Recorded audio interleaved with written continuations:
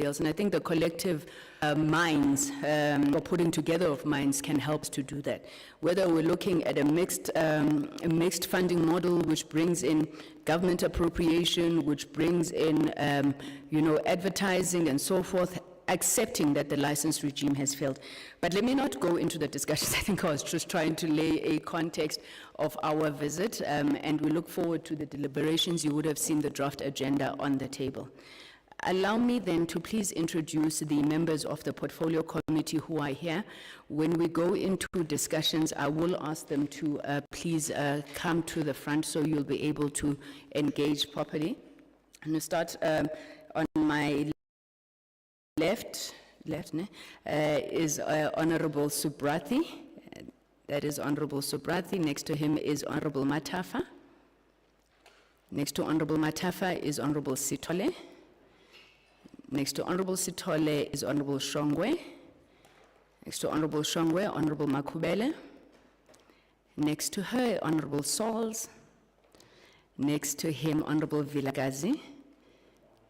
And finally, Honorable Bodlani.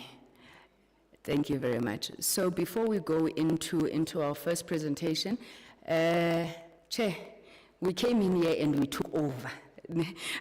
But custom generally dictates that we must be welcomed. And I must say, I was a bit nostalgic walking into this room. I've only ever been here once. It was with then the Secretary General of the ANC, now Minister Gwede Mantashe. We came here the day that Dada Nelson Mandela died. And it was from here that the ANC addressed the nation to inform of the passing of that. But please, in line with the values of Ubuntu of Udata, can you come welcome us, Chairperson? Thank you.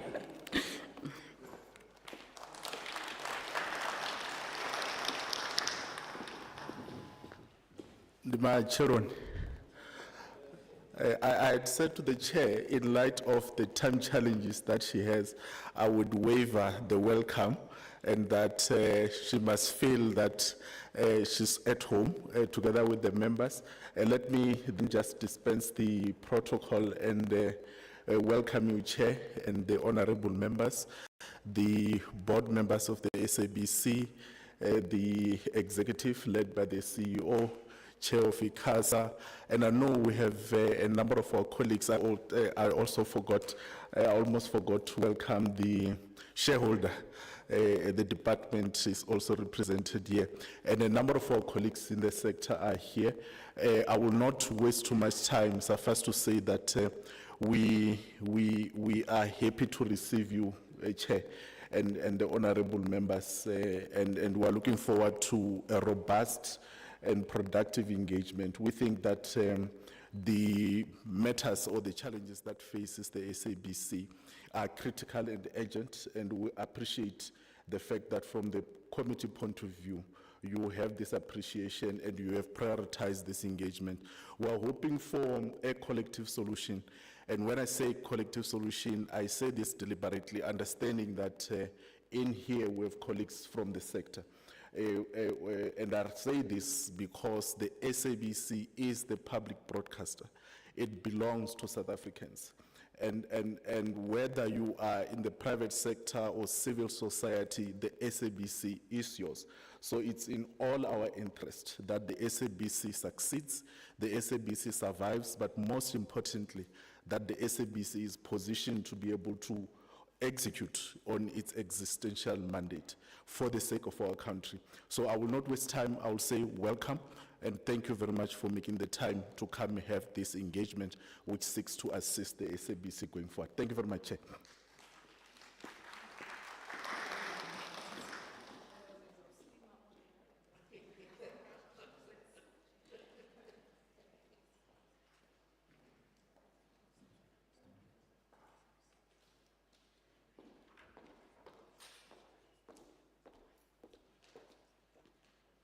Okay, maybe just to kick us off then, we're going to ask, I'm not sure, I saw the chair looking this way.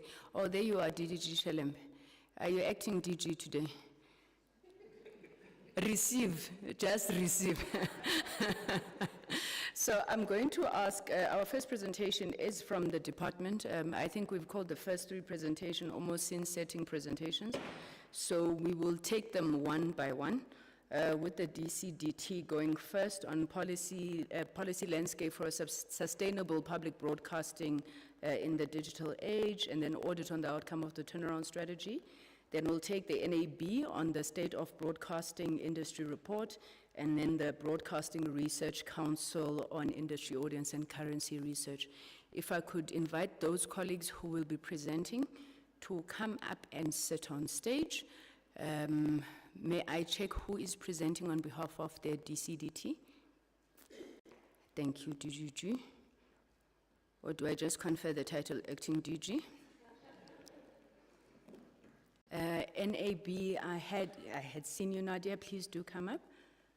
And then from the Broadcasting Research Council, please do come up, sir. Thank you.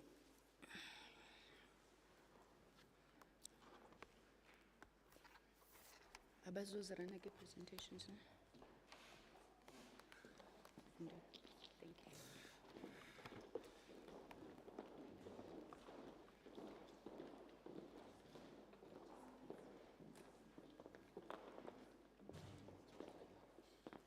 She needs to open the presentation thing.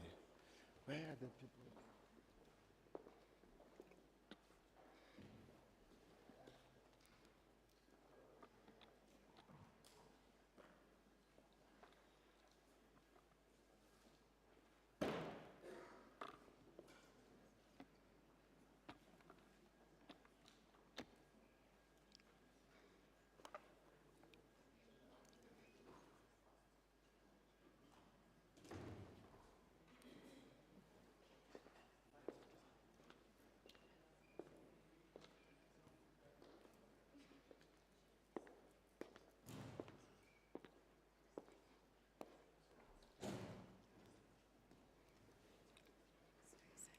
How are you?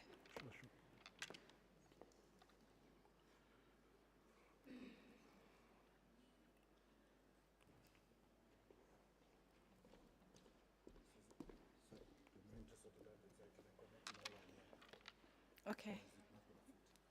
I'm sure it will. It's an estimate.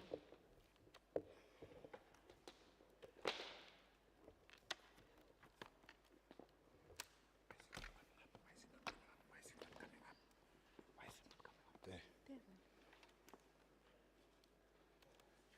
Sure. You know how to put it in presentation. Don't worry, sis.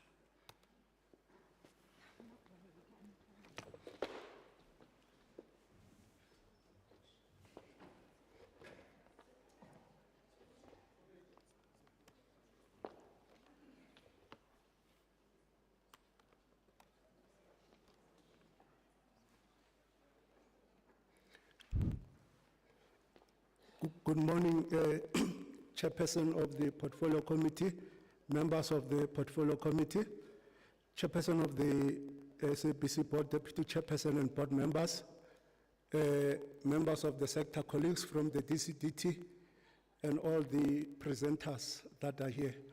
All protocol observed. My name is Colin Dimakato Mashile. In terms of the presentation, I will be addressing the first matter that has been allocated to us. In terms of the policy landscape, what we at the department had observed is that around 2010 and so, the sector has started changing a lot. This is when the introduction of what you commonly refer to as the OTTs was starting to gain ground. And what it did is that, and let it be mentioned that most of them were based in the US and in the West. What they started doing was starting to erode the advertising revenue for the broadcasting sector in general. But at that time, the public broadcasters were losing ground to what you call pay TV. In terms of ICASA, it's called subscription TV. So there was a need for policy responses to such. So what had happened with the OTTs, they started reducing the advertising revenue that was going to the public broadcasters and the commercial and the community. Today, in Pretoria, as we speak, the Competition Commission is releasing its preliminary finding around the media inquiry that they held around how the OTTs are engaging with the publishers. And I think we also played a very key role in that. So as the social media giants and others were gaining ground, the response that had to come from the public broadcasters was that they needed to respond because these OTTs were creating production values that were of so high quality and high level because of their budget that people started getting bored in watching the local broadcasters and others, and therefore it affected the revenue and the audiences for the public broadcasters and others. So they needed to develop responses, and you saw across the globe public broadcasters forming alliances.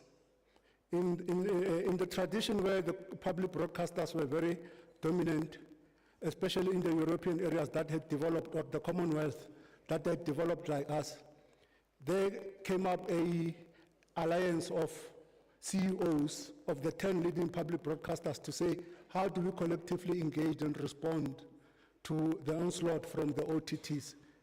And when we were doing our laws and everything, I think on an annual basis they have what they called Public Broadcasting International Conference, where the CEOs, programmers and everyone meet and discuss strategies of how they would want to respond and how do they want to remain relevant to the current environment. So last year they held their meeting in Canada and they produced a very good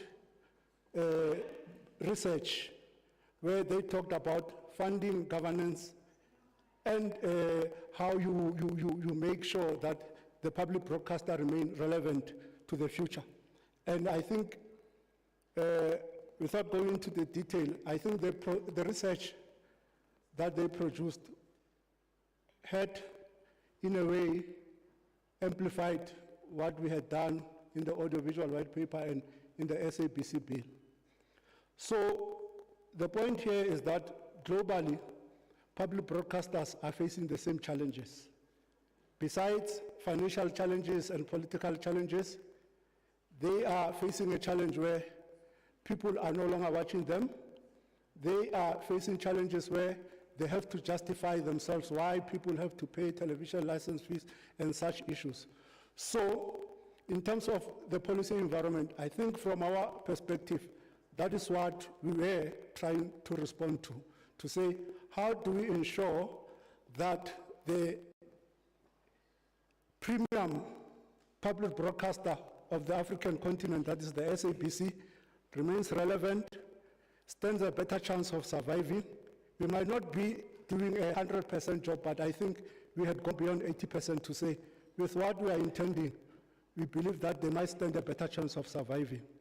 So what we did here, members, was to provide you with a general of what I've just summarized, a general overview of what all the public broadcasters are facing, that the emergence of the OTT not only challenged them across the globe, they also challenged the various subscription broadcasters in those countries. But because of the role, what the chairperson said, and what the two chairpersons said, because of the role and social obligations and the importance of our public broadcaster, it is one institution where during COVID, we realized that everyone was converging towards that platform, the rich and the poor, and all the family messages were relayed there.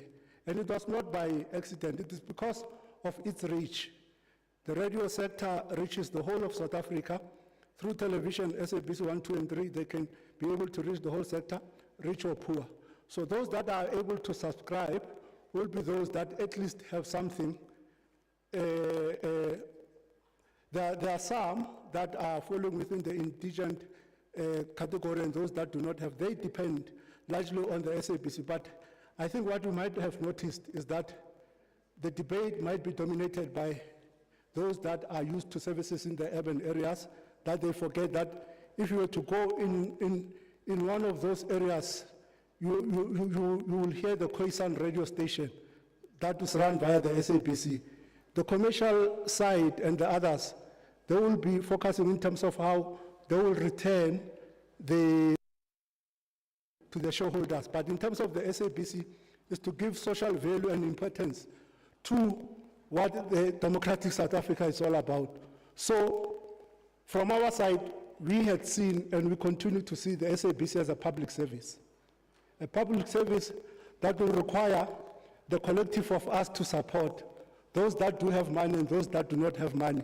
But because it reaches people that do not have, most of the time, do not have the means, those of us that can afford to a certain extent, we believe it is the right thing to do, to always continue paying for your license fees and ensuring that the SABC, the money of the license fee, it's not money for the SABC, it is to fund the public service mandate of the SABC. So I think that's how people should be seeing it, and that's how other people are seeing it, to say, in terms of the mandate of reaching the unreachable, in terms of the mandate of reaching those that will otherwise not be participating in our democracy, we need to keep on paying for our television license fee or supporting the SABC. With the current misinformation and disinformation, the only hope that we do have, besides the community and the SABC, of balancing the dominant voices, I think it's the SABC because it reaches everyone in terms of the radio bouquet that they do have and the television stations.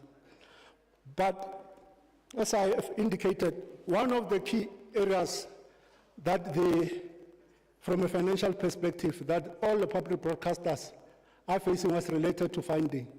So what is this cornerstone of funding?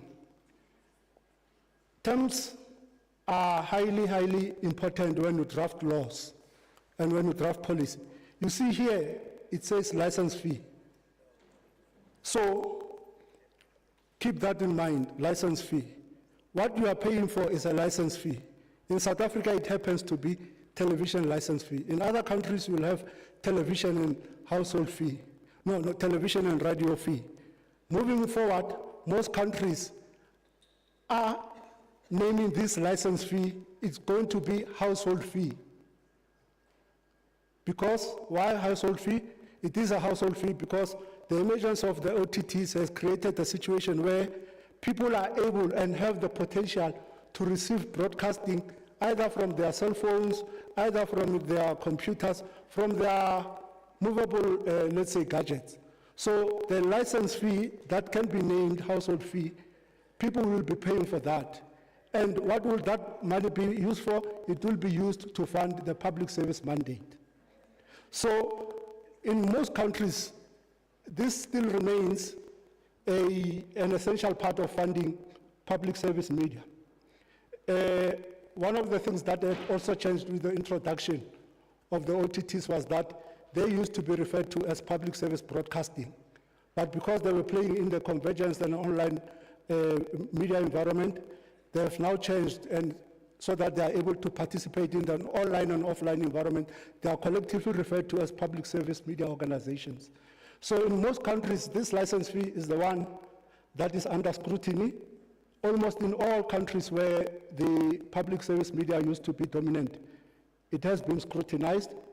You have various parliamentary hearings looking at how this can be improved. You have policy processes going ahead. Hence, I think the point that's been made that this remains one of those collaborative efforts where Parliament has a role, policy has a role, NGOs have a role, SABC has a role, broadcasters have a role. Everyone that is interested in ensuring that the South African democracy survive has a role.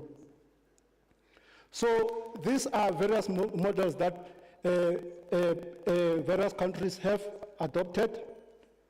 And then, as it's been said here, most countries will adopt a great array of license fee models. And when they adopt that, one of the other things that they will adopt is the collection method.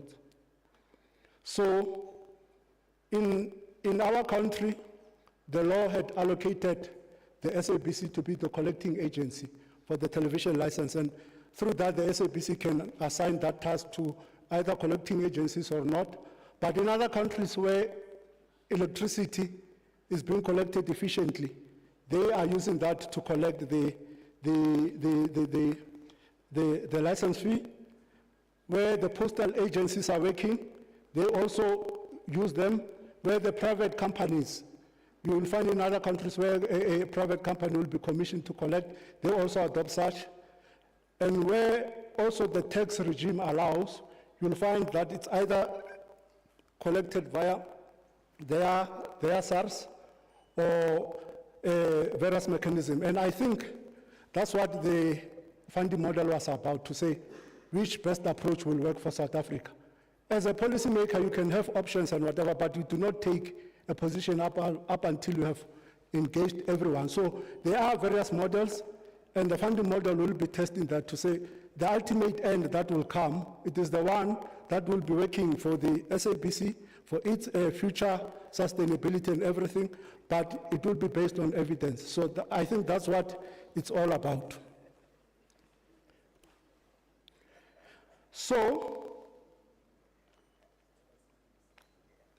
I think this slide was trying to say why there is so much focus around public service media and why there will always be so much focus about the SABC as a contributor to diversity, pluralism, and other issues. And the issues that I have raised, the several methods as well, I think are covered very well.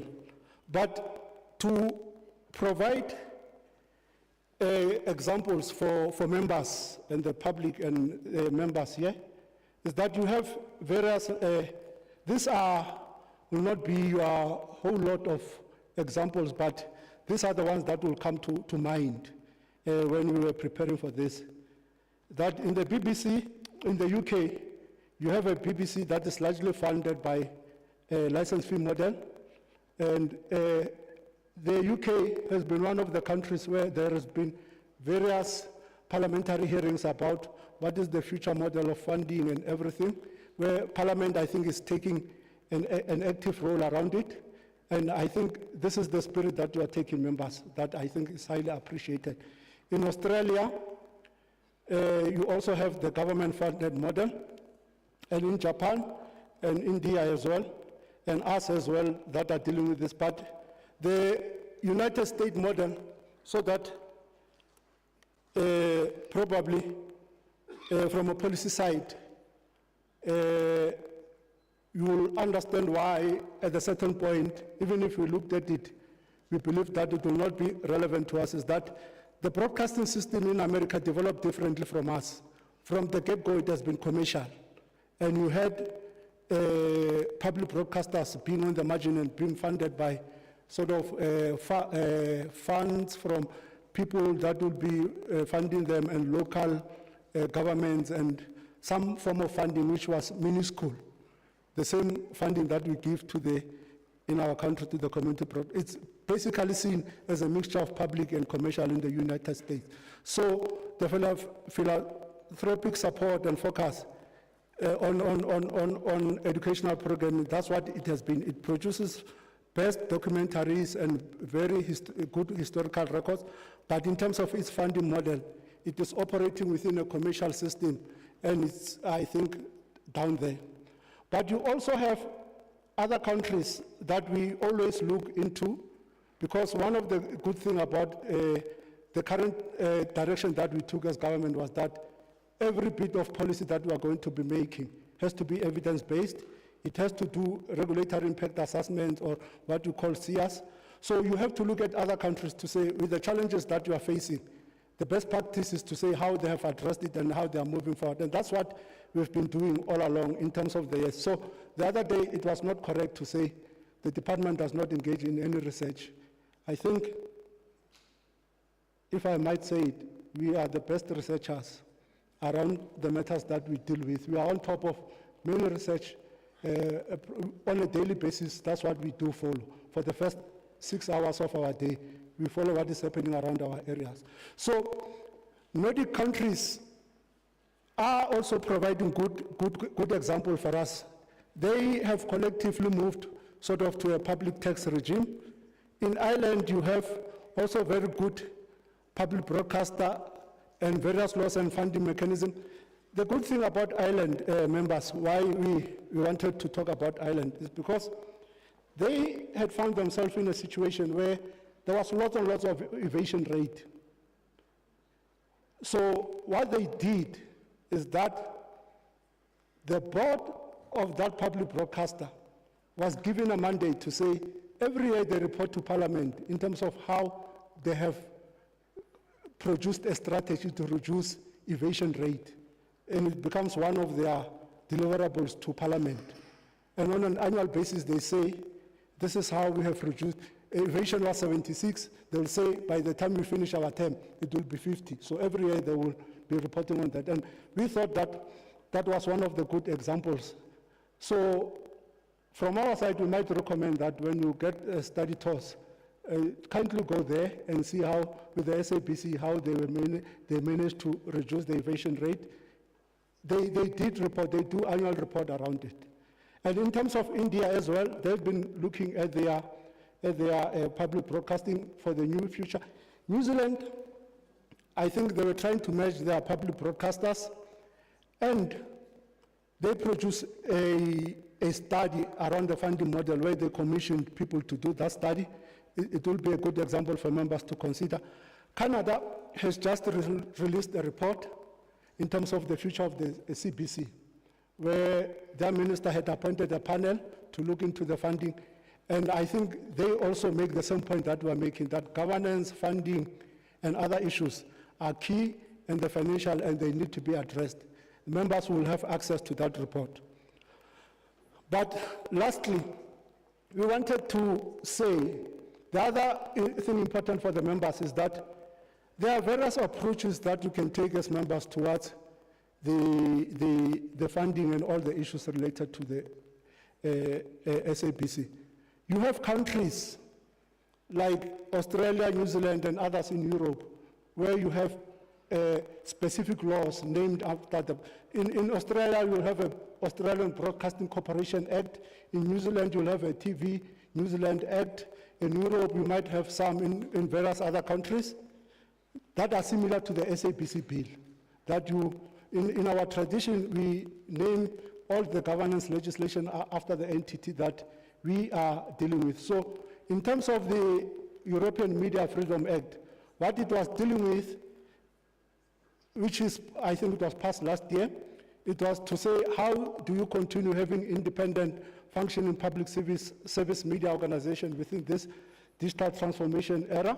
But the point that we are making is that what we deal with in the audiovisual white paper, they'll deal with it in a different legislation like the ECA or the Digital Services Act.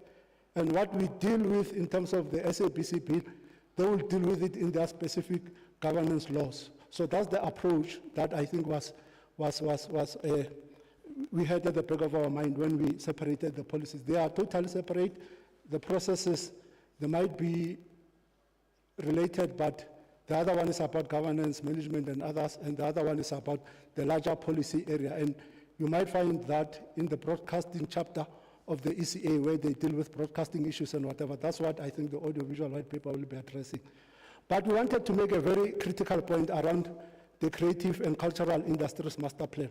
As the department, we deliberately participated in this one because we had seen that public broadcasters are seen as cultural institutions and they will be playing all the producers and everything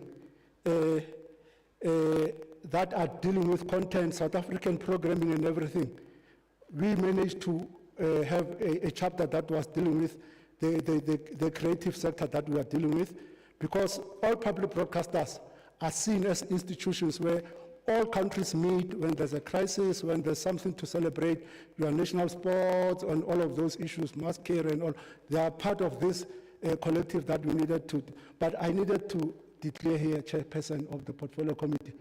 We won this battle with a board member badge. We had to go to the arts and culture to convince them that this is one of the future creative economy or digital economy inputs that are very critical, that can create jobs and other things. So it's one of her victories that when she goes to the board, she must tell them that I did this. She was our DG at that point. So, in terms of conclusion, Chair, because of the time, we wanted to say there are many countries that are looking at us in terms of how we are going to deal with the two processes that we are dealing with. I think we inspire many people in terms of the debates that are going to happen. And I think the current policy processes are a step in the right direction. From our side, Chairperson, as you know, we get matching orders from the Minister, Deputy Minister and the DG. But I think what we are saying here is that we are in the right track.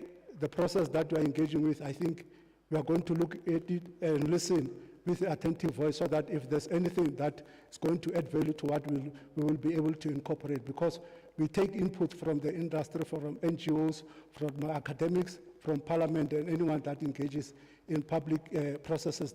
That's why we always hold public engagement to hear every voice that has a role to play. Thank you very much.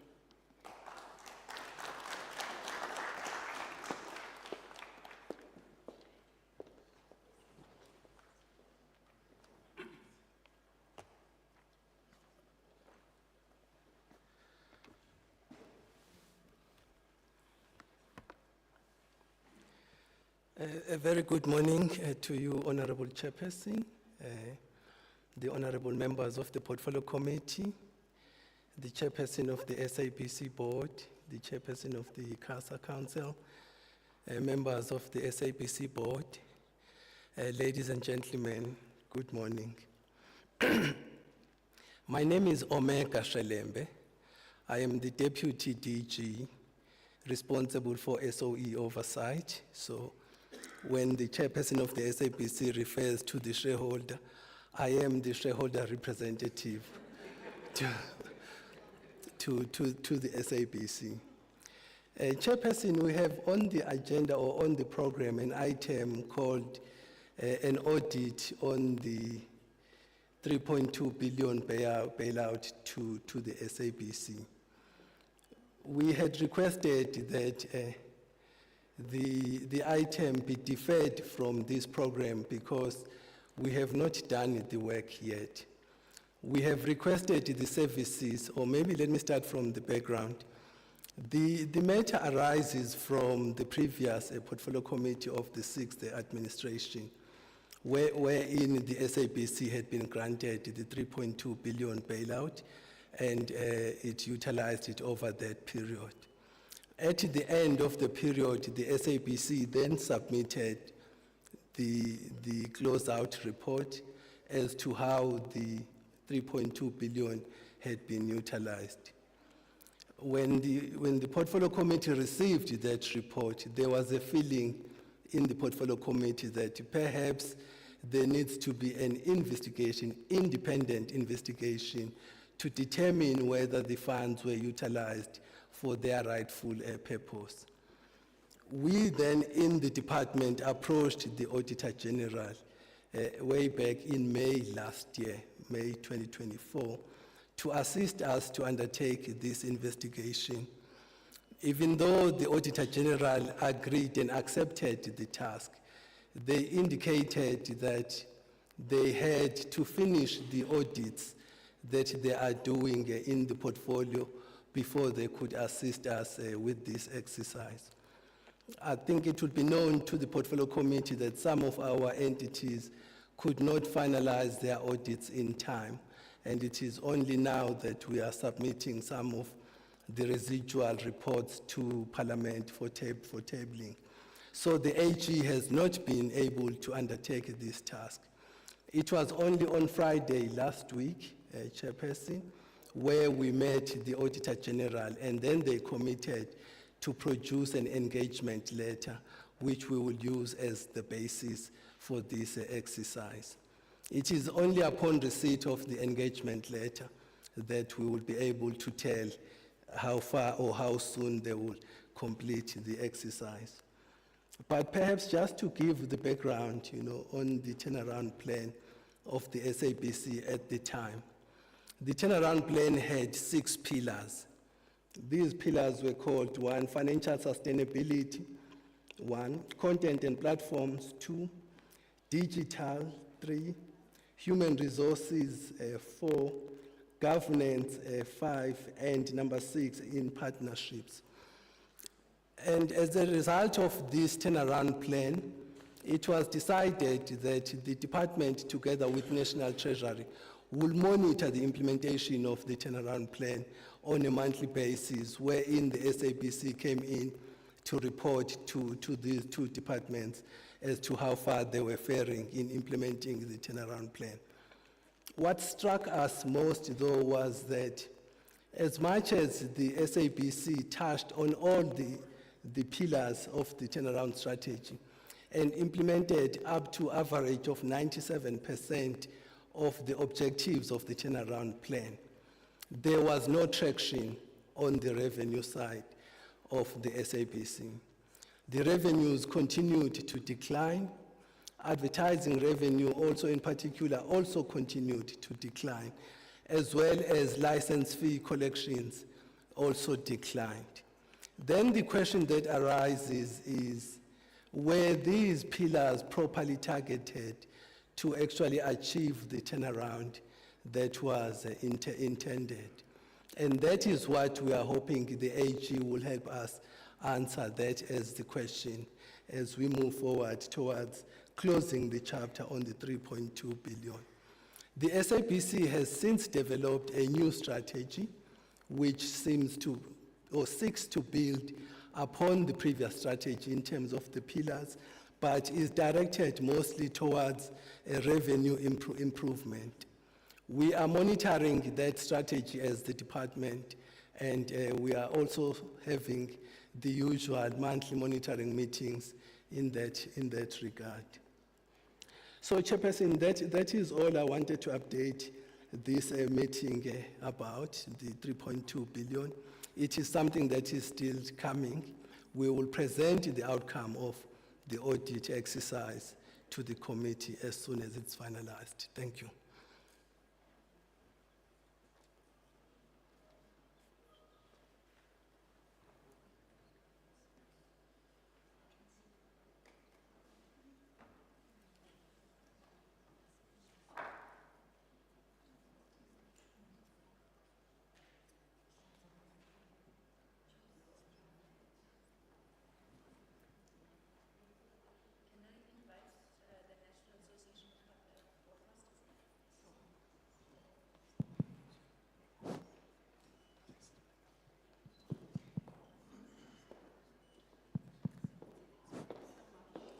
Members, Honourable Chairperson, is it not on?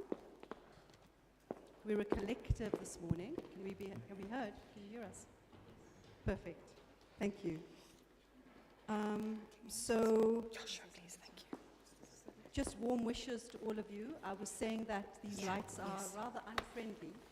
We feel a little bit on the spotlight. But just to say, we really appreciate the opportunity. We understand this is the Honourable Members' oversight visit, and to be able to have an opportunity as the Broadcasting Industry Association to just share some of the developments in the sector is really a wonderful opportunity, and I want to thank you for that. Our chairperson and deputy chairperson of the NAB, that's Nick Grubb and Philly Mwelwa, regrettably couldn't be with us today, but I'm very pleased to be joined today with Commercial Radio Committee Chairperson, Tulwana Ncheke, as well as our Commercial TV Committee expert, Ainan Doyle, and our Legal and Regulatory Affairs, Julia Sham, and also joined with us today is our Research and Comm Specialist, Afense Mbweni, who's sitting somewhere in the audience, and we are also joined today by the Broadcast Research Council CEO, Gary Whittaker, who will take us through some of the research issues a little later. I know that, honourable members, we did present to you during your induction last year, but for those members who are joining us today who might not know who we are, I thought I'll just do a quick overview. So we are an organization that, are we right? We are an organization that was formed 31 years ago. We represent the regulated broadcasting sector. We represent all three tiers, so the public broadcaster is one of the founding members, in fact, of the NAB. represent all the TV broadcasters, commercial broadcasters, a small number of community broadcasters, as well as signal providers. We are a voluntary association, which means that we're funded totally by our members, and we're a totally consensus-driven organization. So when colleagues ask us for a position or a view, those views and those positions are mandated views and positions from the collective membership. They're principled positions, and they're never individual views. Members, you may be aware that we also established the BCCSA over 31 years ago, and the BCCSA is recognized through the ECA Section 54 provisions. We've been at the forefront of representing the broadcasting industry in a whole range of policy and regulatory matters, but also more recently around promoting and supporting traditional broadcasting. I think you've heard what Colin Rochelier from the DCDT just mentioned around the impact of digital disruption on all our industries and all our sectors. And as traditional, what some people call legacy broadcasters, we have a vital role to play in terms of providing consistent, ethical, credible news, information, because all our broadcasters who are licensed, and it's so lovely to see CASA's chairperson here as well, all our licensed broadcasters have to adhere to a code of conduct for broadcasting. As I said, the members are wide-ranging, just some of the names up on the screen, and our mission is really to advance the interests of the sector.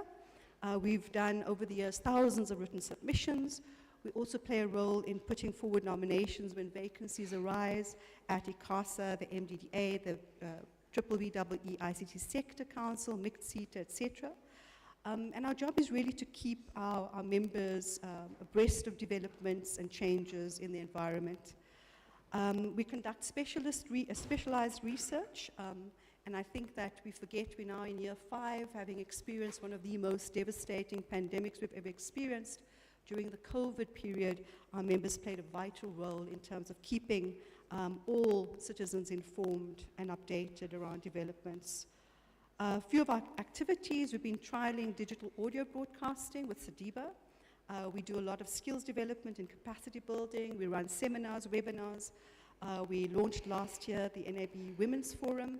We also run a free radio initiative where we take on board key societal issues and concerns, and public service announcements are developed around those. We did one even before the lockdown period around gender-based violence. During COVID, we did quite a number of PSAs as well.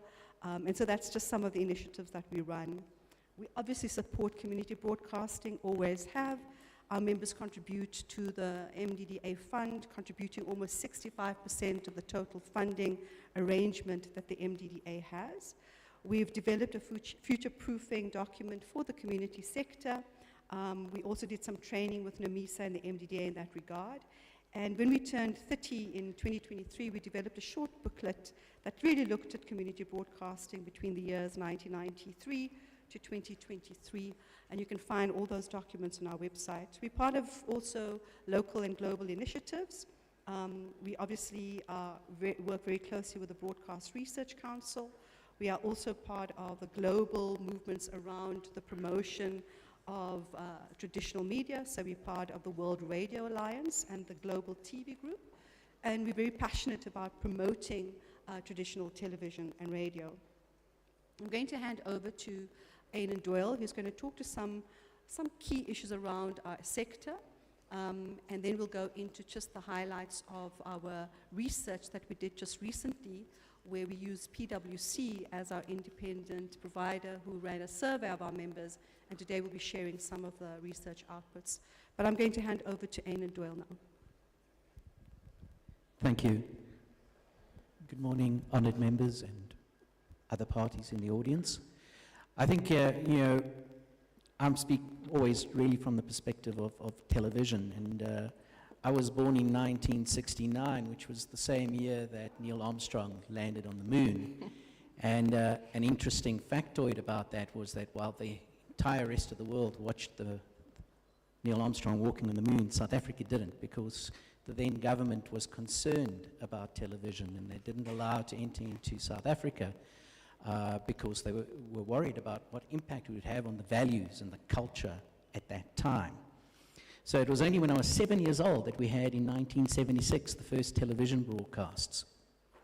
And I think that highlights one of the strong concerns which led to the framework we have today, is that in the lead up to the negotiations for our first democracy, parties in exile, organizations in exile, creatives in exile, all met in the Netherlands for a key event, the Jabulani Freedom of the Airwaves Conference.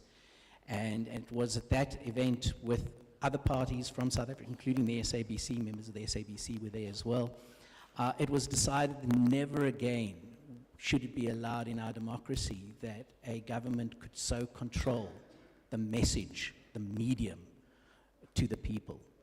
And that was then taken into our constitution. We have section 16, the freedom of expression, the freedom of creativity, that it cannot be constrained. And then secondly, and perhaps most importantly, for the regulatory environment, is section 192 of the constitution, which falls in the chapter that deals with the institutions that support democracy. So 192 in essence says that the regulation of broadcasting should be done by an independent body. Unlike all the other institutions in that chapter of the Constitution, it's not specified who that body is. It's left up to you as Parliament to determine who will be responsible for the regulation of broadcasting. So what we had was that the framework had to be revamped and needed a policy, and that policy was in 1998. The then ANC government put in place a white paper for broadcasting, which stipulated a number of things. The tiers, which we know today: public broadcasting, commercial broadcasting, community broadcasting, the importance of them. It even at that stage, believe it or not, highlighted that our future would also be multi-channel digital broadcasting, and it gave some guidance on how we as a country would need to address that, moving into the new technologies. That policy set the framework for the very next year, 1999, the Broadcasting Act, and also to give voice to 192, we had the Independent Broadcasting Authority, the IBA Act, which was the independent body contemplated in 192. And their first job that they did was to put in place the Triple Inquiry Report, which set all the basis of how we were going to take these three tiers, which had been put out in policy and then created in terms of the licensing framework. How were they going to then give voice to the legislation? And then, as we know, time does not stand still. It moves on. Technologies change. And we started to see convergence taking place. And at that point in our history, we then had the Convergence Bill, which led to the Electronic Communications Act of 2005. Perhaps what's important to note then is that there was no new policy on broadcasting, and so everything in the Broadcasting Act that related to the licensing framework was then ported across as is into Chapter 9 of the Electronic Communications Act. So it wasn't revised. But the rest of the licensing framework, as it applied to the telecommunications sector, that was updated. And I think that's quite an important point, is that along the road we have seen various times when the policy on telecommunications has been updated. The most recent being a few years ago when we had the National Integrated ICT Policy Framework. But broadcasting itself is still, in terms of a policy framework, still guided by, not actually, I should say, it's not really guided, because you can't really guide a whole industry by something that's put out in 1998. So I think that's one of the big challenges that we face as a country, is that there has been no real updating for our policy framework. And we're moving to the next slide. Thank you. I think one of the things that we can see is that whether it's the SABC or it's the commercial broadcasters or it's the community broadcasting sector, we have all contributed to the cultural fabric of this country, to the creative fabric of this country, moving from a single broadcaster in the prior framework to really a multifaceted broadcasting sector that has created jobs and has informed, educated, and entertained the public. Some of the constraints that we face is that we have, as I mentioned previously, the outdated policy framework. There has been attempts, the most recent being in 2020 with the publication of the draft white paper on audiovisual content services, which was then later updated to also include some elements of online safety. But once again, I think from our perspective as broadcasters, a concern would be That was 5 years ago. We still don't have a final policy. It probably needs to be rejuvenated. And then we have other challenges. Load shedding. It's been with us for long enough that most broadcasters have put in place mitigating generators, solar power at a number of the transmitter sites, but we can't assist the public who in many cases are unable to keep their TV sets on. So there's an impact also on our sector from load shedding in the sense that audience will dip in and out depending on if the area they're in has been load shedded and they don't have battery supply or any other way to have power for their devices, whether it be television or radio. So I think as we move to the following slide is just to highlight very quickly the dramatic change we've had just as far back as 2010. 2010, the only competition that the broadcasters really had from online was YouTube. By 2015, you can see how we've shifted from just the broadcasters and YouTube to advertising video on demand, subscription video on demand, OTT sports, and when we get to just last year, you can see the competition that is in our sector. Competing directly with the broadcasters and yet essentially unregulated because they don't have a licensing framework to keep to, they don't have local content obligations to maintain. The most that they have to do is go to the Film and Publications Board and register in terms of, and that is only in respect of some of them, being the wholesale video distributors, register there to keep to a code as well as to use the FPB's logos and so forth when it comes to the various age restrictions. I'll hand back over to Nadia. Thank you. Thank you, Aidan. I think it's important for us to always contextualize where we are. And honourable members of parliament, you're very lucky today because in this room are people who actually have walked through this journey since 1994. I see Dimitri Martinez sitting on the right there. We were regulators together. Myself and Aidan were regulators together. We were people who worked at the Independent Broadcasting Authority at the time, granted the first licenses, set the first policy frameworks, licensing conditions, etc. Into ICASA. It's lovely that Vuyabati, who's also been a councillor, is on the SABC board. You are so fortunate that, we are so fortunate that we have incredible expertise in the room, outside the room, and I think what we're wanting to also share today is that there is a great amount of support for the committee. There's a great interest to assist and to support the committee wherever we can. So the State of the Industry report, the NAB does this report almost every 4 years. Previous 2 iterations you'll find online.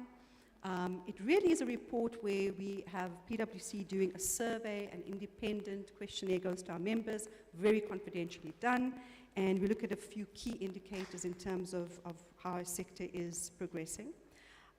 So what we actually looked at this year, we looked at content, specifically local content, independent production, etc. We looked at revenues, that's advertising, as well as the contributions the sector makes in the form of corporate and employee taxes, license fees, etc. Employment levels, levels of investment, social contributions, ownership, of course the huge COVID impact, load shedding impact that Aidan's just pointed to and that we're all experiencing over this weekend going forward, and then some key growth drivers and inhibitors. I'll go very quickly through these slides. We will have a few printouts for honourable members, and as I said, the full report is available as well. So these were just the members that were surveyed, all our TV members, our radio members, and signal providers. I've got to always underscore that, of course, we don't represent all 200-odd community broadcasters. This is the NAB membership that participates in the survey, and it's the majority of, obviously, all the public and the commercial as well. Looking back, we just look at audiences and audience growth. From 2018, we can see that there's been a slight reduction if we look forward into 2023-24, and I think that has a lot to do also with where people are consuming content. People are consuming, especially those who are advantaged enough on your handhelds. I'm sure all of you are busy consuming content on your handhelds as well. The nice, interesting stat as well is if we look at the growth in terms of the number of stations, if we look at 2014 from 38 TV and 217 for radio, if we look at 2023, 41 TV, 293. And I think ICASA has done a sterling job, and this really shows how the sector has grown despite these harsh economic conditions. This is just how we're listening to radio. I think we're also listening through traditional mediums.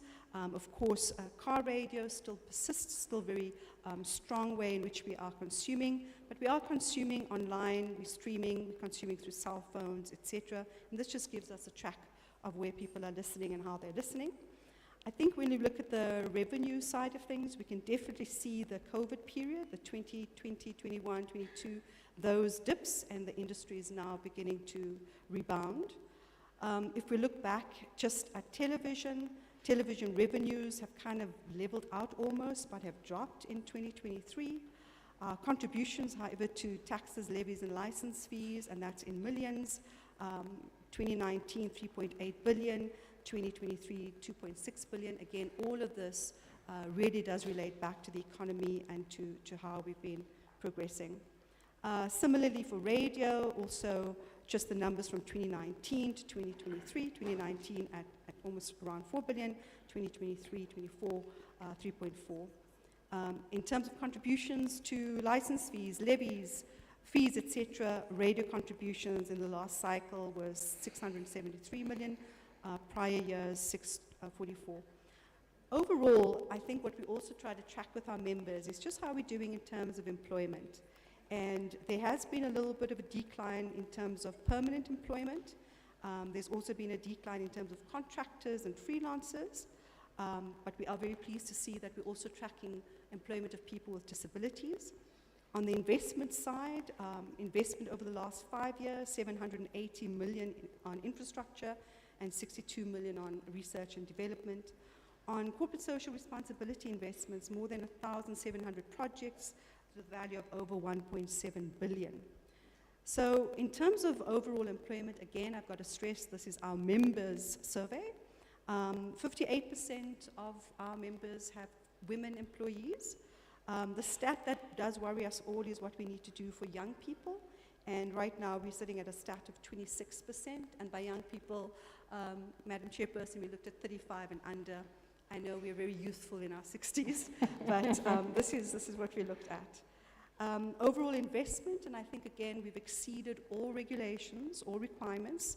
46% on the TV side is Black Economic Empowered, and on the radio side, 55%. A local content investment, and I think that the entire industry should be extremely proud of this investment, as well as the regulator for the enabling framework around that. If we look at the investment in the 2020 to 21 period, it was 5.6 billion. 2022-23, 10.3 billion. ICASA also does their annual State of the ICT Sector report. They would also look at these numbers and verify. The 2019 to 23 period, 20 billion investment. That also includes content that's done specifically for radio. And we're so wonderful. It's so wonderful to see and hear so many more of our kind of radio dramas, radio documentaries, because I think a lot of the time, because we're such a visual medium, we forget just the incredible work happening on the radio side. The load shedding impact has been, really, really harsh on all of us. 144 million, that was in year 2023, compared to 2019, 27.5 million. And that's the point Ainan made around, we're having to get backups for our backups. We're sitting right now, and I don't know what stage we're on load shedding. Might be 6, 5, 4, but the lights are on, tech is working, and I think we have to really congratulate the entire sector for always keeping our citizens informed. Then I'm going to hand over to Julia. She's just going to look quickly at a few of the key indicators that our members talk to in terms of how can we move the broadcasting sector forward. We looked at a few industry drivers and inhibitors, and this is both for the television side and the radio. We're really just going to flag a few. As I said, you're going to have the detailed report. Julia, you can just talk to a few of those. Great, thank you very much. I'll briefly be discussing just some of the highlights of the industry drivers and inhibitors identified in the report that will help move television broadcasting forward. On the red side, you can see that there are two major inhibitors that have been identified in the report that largely overlap. The first has been touched on by my colleagues and will be touched on again by my colleagues. And this is that there is policy and regulatory uncertainty in the broadcasting sector, which needs to be addressed as a matter of urgency. Secondly, which overlaps with this, is that there are broadcasters that broadcasters are competing with unregulated content platforms. As a result of these two inhibitors, broadcasters are left in a difficult position without clear guidance, which can stifle growth, and without regulatory parity between licensed broadcasters and unlicensed OTT providers. A driver that is pushing the television broadcasting sector forward is technology. Licensed broadcasters in this country are leading the charge for technological development, and this is moving the sector forward to the benefit of all South Africans. In terms of reflections on what could be changed, broadcasters, the report notes that broadcasters are calling for an urgent need for policy regulation and enforcement measures that will enable fair competition and create policy certainty. There is also a need to further strengthen the regulator. In terms of growth opportunities for television broadcasters, as mentioned, there's a lot of growth in the OTT space. And while broadcasters are leaning into this, this further necessitates the need for enhanced regulations to ensure that there is a fair playing field, a level playing field between licensed broadcasters and unregulated OTT providers. For the radio broadcasting sector, in terms of the industry drivers and inhibitors, in terms of the major inhibitors, these largely overlap with the television sector.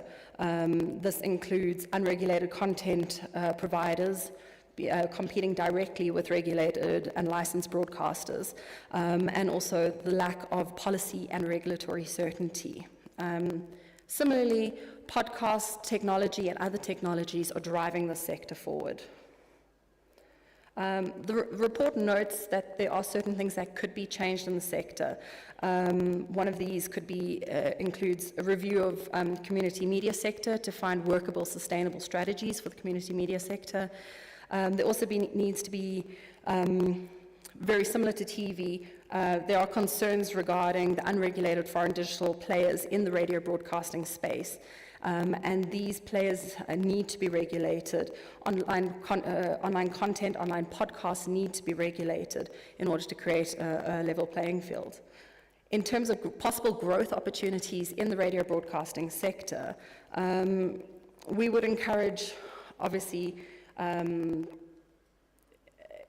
that compliant broadcasters be invited to take part in robust regulatory discussions to ensure that not only is there a level playing field, but any policies that are developed as part of these discussions are workable and are future-proof. Thank you. Thank you very much, Honourable Chairperson and Honourable Members.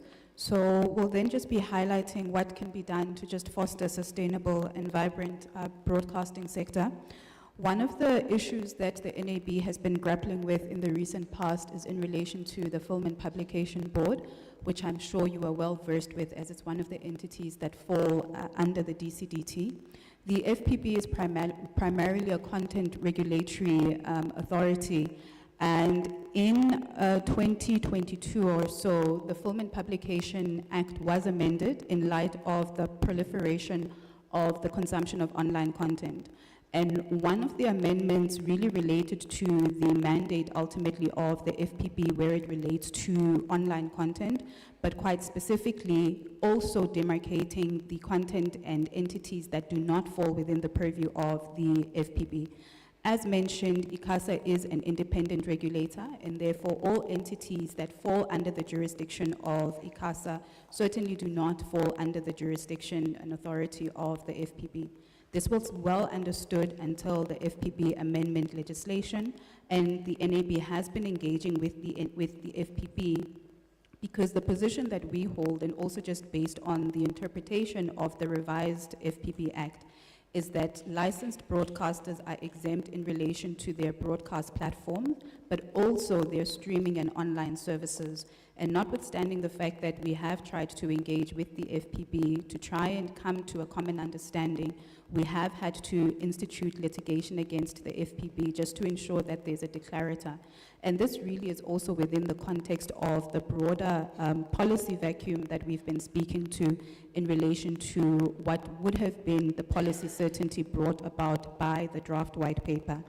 The draft white paper has been ongoing for some time now, but unfortunately, whilst we were encouraged as a sector that it would address some of the perennial issues, we are sitting almost 5 years later and the draft white paper has not been finalized. And it's quite critical for that process to be fast-tracked because it will address a lot of the issues that have already been highlighted. Importantly, it will provide that regulatory certainty. As licensed broadcasters, we do compete directly with unlicensed platforms, and it's quite important for us to note that the concern is not only from a competition perspective, but the concern is also the cost of compliance that we incur, and as well as the level of investments that are made by license conditions, which we far exceed vis-a-vis the lack of regulation, so to speak, that the OTTs are operating within, despite the fact that we are trying to garner for the same audiences as well as the same advertising revenue. And portfolio committee members would have noticed that there has been a decrease in the advertising revenue for both radio and TV broadcasters, and that is directly attributable to the fact that OTTs are now attracting a lot of the advertising revenue itself. And so those are some of the things that we just wanted to highlight in relation to why it is quite imperative that the draft white paper is addressed with urgency.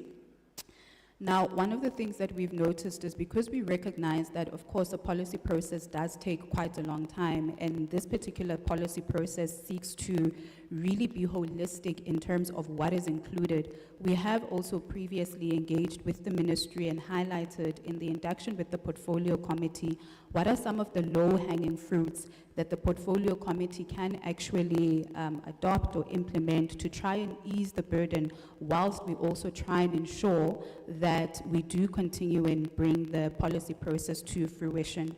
And we have proposed legislative amendments to the ECA. And I must emphasize that these legislative amendments are not new, as you would note in terms of one of them, which is the easing of ownership restrictions. There has been a standing recommendation from ICASA in as far back as 2002 that there needs to be a review of, in fact, a complete repeal of the ownership restrictions in terms of which a single licensee cannot own more than 2 FM licenses. The reason that this is important is because we are in an economic climate where it's very difficult to attract investment in the current regime insofar as the ownership restrictions are concerned. And so if we at least allow current entities to be able to acquire more licenses, then that can also assist in attracting investment. It is important to also emphasize that there are other instruments that can actually be used to achieve what the ownership limitations is set out to achieve. We know that plurality of content is quite critical, especially in a diverse country as ours, where we have a plethora of cultures and languages, and one of the objectives of the ownership limitations was to ensure that there is plurality. But of course, if we look at some of the regulatory instruments that ICASA has, it is able to, and does indeed, when issuing licenses, impose various format restrictions to ensure that there is indeed plurality. And so it's quite important that it be understood that whilst we are calling for that easing of restrictions, it's also in recognition of some of the efficient methods that are adopted by the regulator to ensure that there is that media plurality. As mentioned again, looking at the economic climate, one of the other ownership restrictions that we have been requesting as an industry be eased is the limitation on foreign ownership. I think it's quite evident that within the South African economy itself, there is less and less free money, as it were, for us to be able to reinvest in our sector because of the rising costs of living. we also think about all of the increased investments that we as broadcasters have been actually putting in the sector from a skills development point of view, from an infrastructure point of view. And so it's quite important that we also create an enabling environment for us as a South African sector to be able to attract foreign investment. And currently there is limitation of 20%, and we have as a sector been requesting that that actually be increased. Now, these recommendations do not come outside of the policy process. Members, portfolio committee members will note that both of these recommendations are in fact aligned with the draft-wide policy. And so members can be assured that even in the event that these were to actually be advanced, they wouldn't in any way detract from what has been, at a principal point of view, agreed upon. The reason we are then highlighting it is because we really bear the brunt, and this has to be attended to with urgency because we have at least identified levers that can be used to try and just ease some of the challenges that we are experiencing as a sector. That then brings us to the conclusion, and we thank you very much. I'll just hand over to Nadia for the concluding remarks, and hopefully we can play the PSA. Thank you. Hopefully we can play the PSA. I think that another former regulator, who is Colin Dimakatsa, Sheila mentioned the issue around the Competition Authority releasing their report. I think you said today or this week. I think we all have to be paying very close attention to what comes out of that report. You know, when we talk about the broadcasting sector or industry, honourable members, we're talking about a huge ecosystem. We're talking about hundreds of radio stations, quite a number of commercial radio stations, all our TV broadcasters, of course the SABC being the public broadcaster, being the anchor in terms of providing news, information in all our languages, plays an absolutely vital role. But the key message that we're wanting to also convey today is that it's an ecosystem that works complementary to each other as well. Of course, there's huge competitive forces, but it's a system where we all respect, appreciate, and understand the key and vital role that each one plays. So whether you driving in from wherever you're driving in today, or listening to an SABC station, or a local community station, or one of the commercial radio stations, this ecosystem is dynamic, it's vibrant. There is so much we should be celebrating, you know, as we now enter our 31st year of democracy. But as you look at funding models, as you look at how we can continue to have a vibrant and sustainable sector, you need to understand the underlying economic challenges. And I think what's happened so often is we have the conversation just focusing on one part of a very big industry. And our appeal is to look at this as a very big ecosystem. Our appeal is to look very seriously at the framework, policy framework, the regulatory framework. Our appeal is, and we've said this to ICASA chairperson and councillors, our appeal is for an agile and a responsive regulator. Our appeal is also for us to have many more opportunities to engage with honourable members of parliament, to share what it is, you know, the experiences on the ground, what broadcasters go through on the daily, how we keep the lights on, how we keep our creativity, our heritage, our culture, our news, information, communications going, often at extremely challenging and difficult circumstances. So we're going to try to play out just a PSA. We celebrate World TV Day in November, and this year our broadcasters put out a really lovely PSA. We tested it, honourable members. We don't know if it will play out. We are at the SABC. We're hoping it will play out. And we will close with that, and then we're going to hand over to Gary, who's going to talk to us about audience research. Thanks.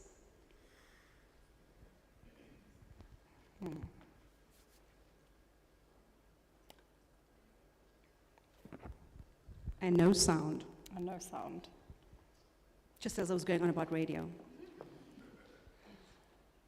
That's such a pity. So we're going to have to see how that can be lined up with the sound, because this is about celebrating broadcasting, television, our democracy. So we're going to see if the tech people can help us later, and maybe we'll hand over to Gary just in the interest of time. Honourable Chairperson. And it would be great if someone could help, because we tested this and it did work. It's Murphy's Law. So we apologize for that. Thanks. Gary, do you want to? Lovely.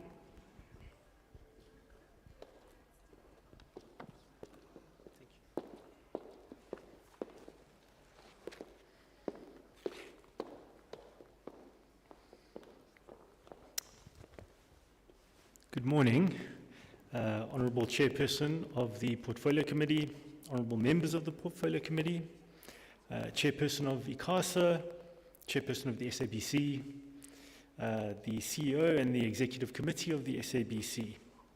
Ladies and gentlemen, my name is Gary Whittaker, and I'm the Chief Executive Officer of the Broadcast Research Council.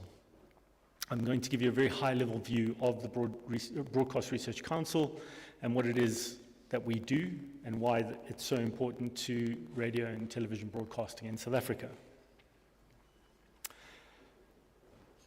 So the BRC is a joint industry council. We call it a JIC. These entities exist all over the world, and they perform the same function that the Broadcast Research Council does in South Africa. But let's go into really what a JIC is, and a JIC is defined by the benefits that it brings to the industry. So the BRC is an independent industry-backed organization. It's funded by the television and radio members, well, broadcasters in South Africa. They're our members. That's where we get our money from to do our research, and we do our research on behalf of them. Audience research for both television and radio. We do, however, have involvement from the advertisers and the media agencies. And why is that important? That's important because the data that we provide is a single source of truth, or at least it should be a single source of truth. This is data that is used for trading in the market. This is used for money, well, the broadcasters to make money off of the advertising on their very valuable platforms.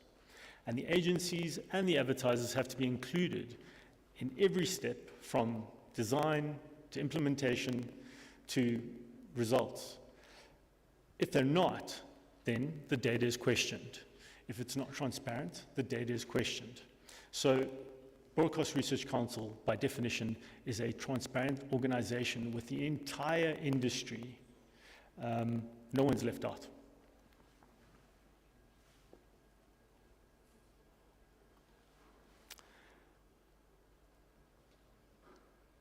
Independence and credibility. So the BRC is an independent organization. It's not run by any one entity. We have a unique scenario where our board is made up of competitors from both television and radio, and they all sit in the same room, and they all deliberate, and they all sit in that room for the betterment of media or broadcasting in South Africa. There's no one agenda that is seen to, let's put it that way. Everybody comes together, competitors, in one room for the industry. And that's what makes the BRC so credible. That's what makes the advertisers trust the data. That's what makes their media agencies trust the data. And that's what makes the broadcasters themselves trust the data. Because at the end of the day, it's a symbiotic relationship. The data is not just used for trading in terms of making money. The broadcasters use the data to inform on the content that they provide, the presenters, the formats, what goes on during any time in the day. It's very valuable data. And credibility, I'm going to hop on this, and you may hear me talk about it quite a lot during the presentation. It's essential for maintaining advertiser confidence in media investment and preventing disputes over audience figures. So if there's ever a conversation around different data sets in the market, there's only one data set that you can trade on for TV. There's only one data set that you can trade on for radio, and that's RAMs and TAMs, which is brought to you by the BRC. And when I say trade, it's a very important distinction in that these data sets bring what we call reach and frequency figures to the table, amongst others. There are many other metrics, but reach and frequency figures are what the advertisers and the media agencies use to book their media, but also to have a look into what that return on their media investment is, so that there is repeat purchase. And there always has to be fair representation of all players in the market. Now, whilst we don't necessarily have every single player in the market under our wing, we certainly do not turn anyone away from the BRC and attaining membership. And I talk about all members. We do represent all radio and TV commercial members, broadcasters in South Africa. In terms of the community sector, we're highly engaged and highly involved with organizations like the MDDA, and we're very interested in providing sound insights and data for the community sector, particularly in the radio space, as there's quite a unique solution that is needed for that space. And it's not that they don't get included in our data sets, but we do believe that they can be better served by bringing more funding to the table. That's a discussion for another day. But in terms of methodology, there are other methodologies that we should be looking at for the community sector. Most importantly, this coming together of competitors in the room and not leaving out any one entity in the industry creates cost efficiency and reduce in duplication. So we're able to provide, I don't want to say massive, but they are massive samples. We're able to provide best-in-class methodology. If you think about one entity trying to do this by themselves, they just don't have the money to do so. So the coming together of all these entities in our industry creates world-class research because we have the funds to do so. This is also important because as the BRC, it's really on an organization like the BRC to ensure that our studies are future-proofed and that we're able to bring cross-platform measurement to the market. And this means that we are constantly auditing our studies, and it's an audit not to find problems, it's an audit to improve, whilst we always find problems. In research, if you ever have a research house telling you that everything is 100% okay and that there are no problems, run. There are always issues in research, but it's about how do you deal with those issues. It's about how do you fix, how do you go forward? How do you think about where we're going to be in 5 years' time? How do you think about where we're going to be in 10 years' time? What are we going to evolve into? We often talk about changing from the Broadcast Research Council into the Audiovisual Research Council. These conversations are ongoing because the media landscape has changed so much. If you go into someone's home in South Africa and you ask them what platforms they have access to, you'll receive some colorful responses. The platforms, channels, ways of watching, listening, they've evolved and they'll continue to evolve. And there'll be more players that come into the market. And it's for the BRC to assess whether those players form part of the JIC or not. And will that benefit the industry or not? And if the answer to that is yes, well then, that leads what you do. If the answer is no, again, that leads what you do. And we talk about hybrid measurement. Hybrid measurement, again, we have that luxury because we have so many players in the market coming together, bringing budgets together. And not all platforms are measured the same, and they shouldn't be. Not all channels are measured the same, and they shouldn't be. And it's about getting to the end listener or viewer and how they are consuming media. So is it a 7-day diary for radio, or is it a telephonic phone call? Is it passive measurement on TV? Is it what we call, I'm not going to get into technicalities, but an SDK where we're getting census measure data where, streaming, we're seeing the exact number of streamers on any one platform at a point in time. And the answer is it's all of those. And it's about fusing those data sets together so that we have the most accurate view of what's going on in South Africa and how people are viewing TV and listening to the radio.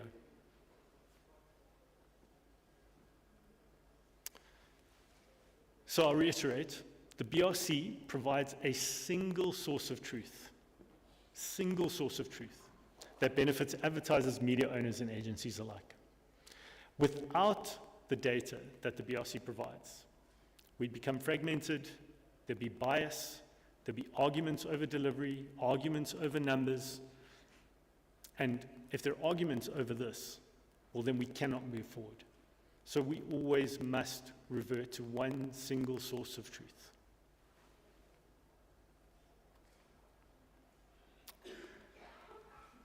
Gold standard research. So the BRC provides television audience measurement, radio audience measurement, and we call this gold standard research, and there are many reasons why. We could spend a whole day talking about why this is gold standard research, but I've chosen a few important points to talk about. And it's important that we always refer to gold standard research because in South Africa we have global players in terms of global advertisers. And they have to be confident all over the world that they're getting audience measurement that is like for like in terms of the quality of the design, methodology, sample, and the output. Very, very important.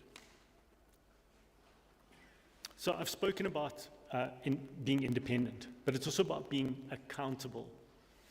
And the only way that we achieve that accountability is through being transparent. And that's transparent with all players in the market. It's transparency in terms of the way our organization is run. It's transparency in terms of how we run our RFPs, how we design our studies, the output, technicalities, technical reports, bringing everybody along and involving every single body that has a vested interest in the BRC, the likes of the AMF, who represent the agencies, the Marketing Association of South Africa, the MRF, who run their own study, the NAB, I could go on and on. It's also vital that we have a standardized approach. So this is agreed upon methodologies by all players in the market. And only when we have all players in the market on the same journey, on the same road, can we achieve success. And it's unbiased. So, as I said, the BRC, every study that we run, it's conducted via an RFP. We have independent consultants that come through. They follow a very objective, precise process in terms of judges on these panels for awarding of these studies. Again, members of the BRC, members of the advertisers, members of the agencies.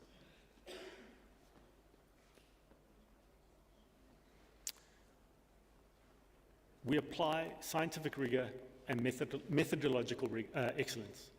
So some of the things that are incorporated there, and there's a laundry list of items, but these are probably the most important. We always have to have a representative sample, and what does that mean? It means our sample represents South Africa.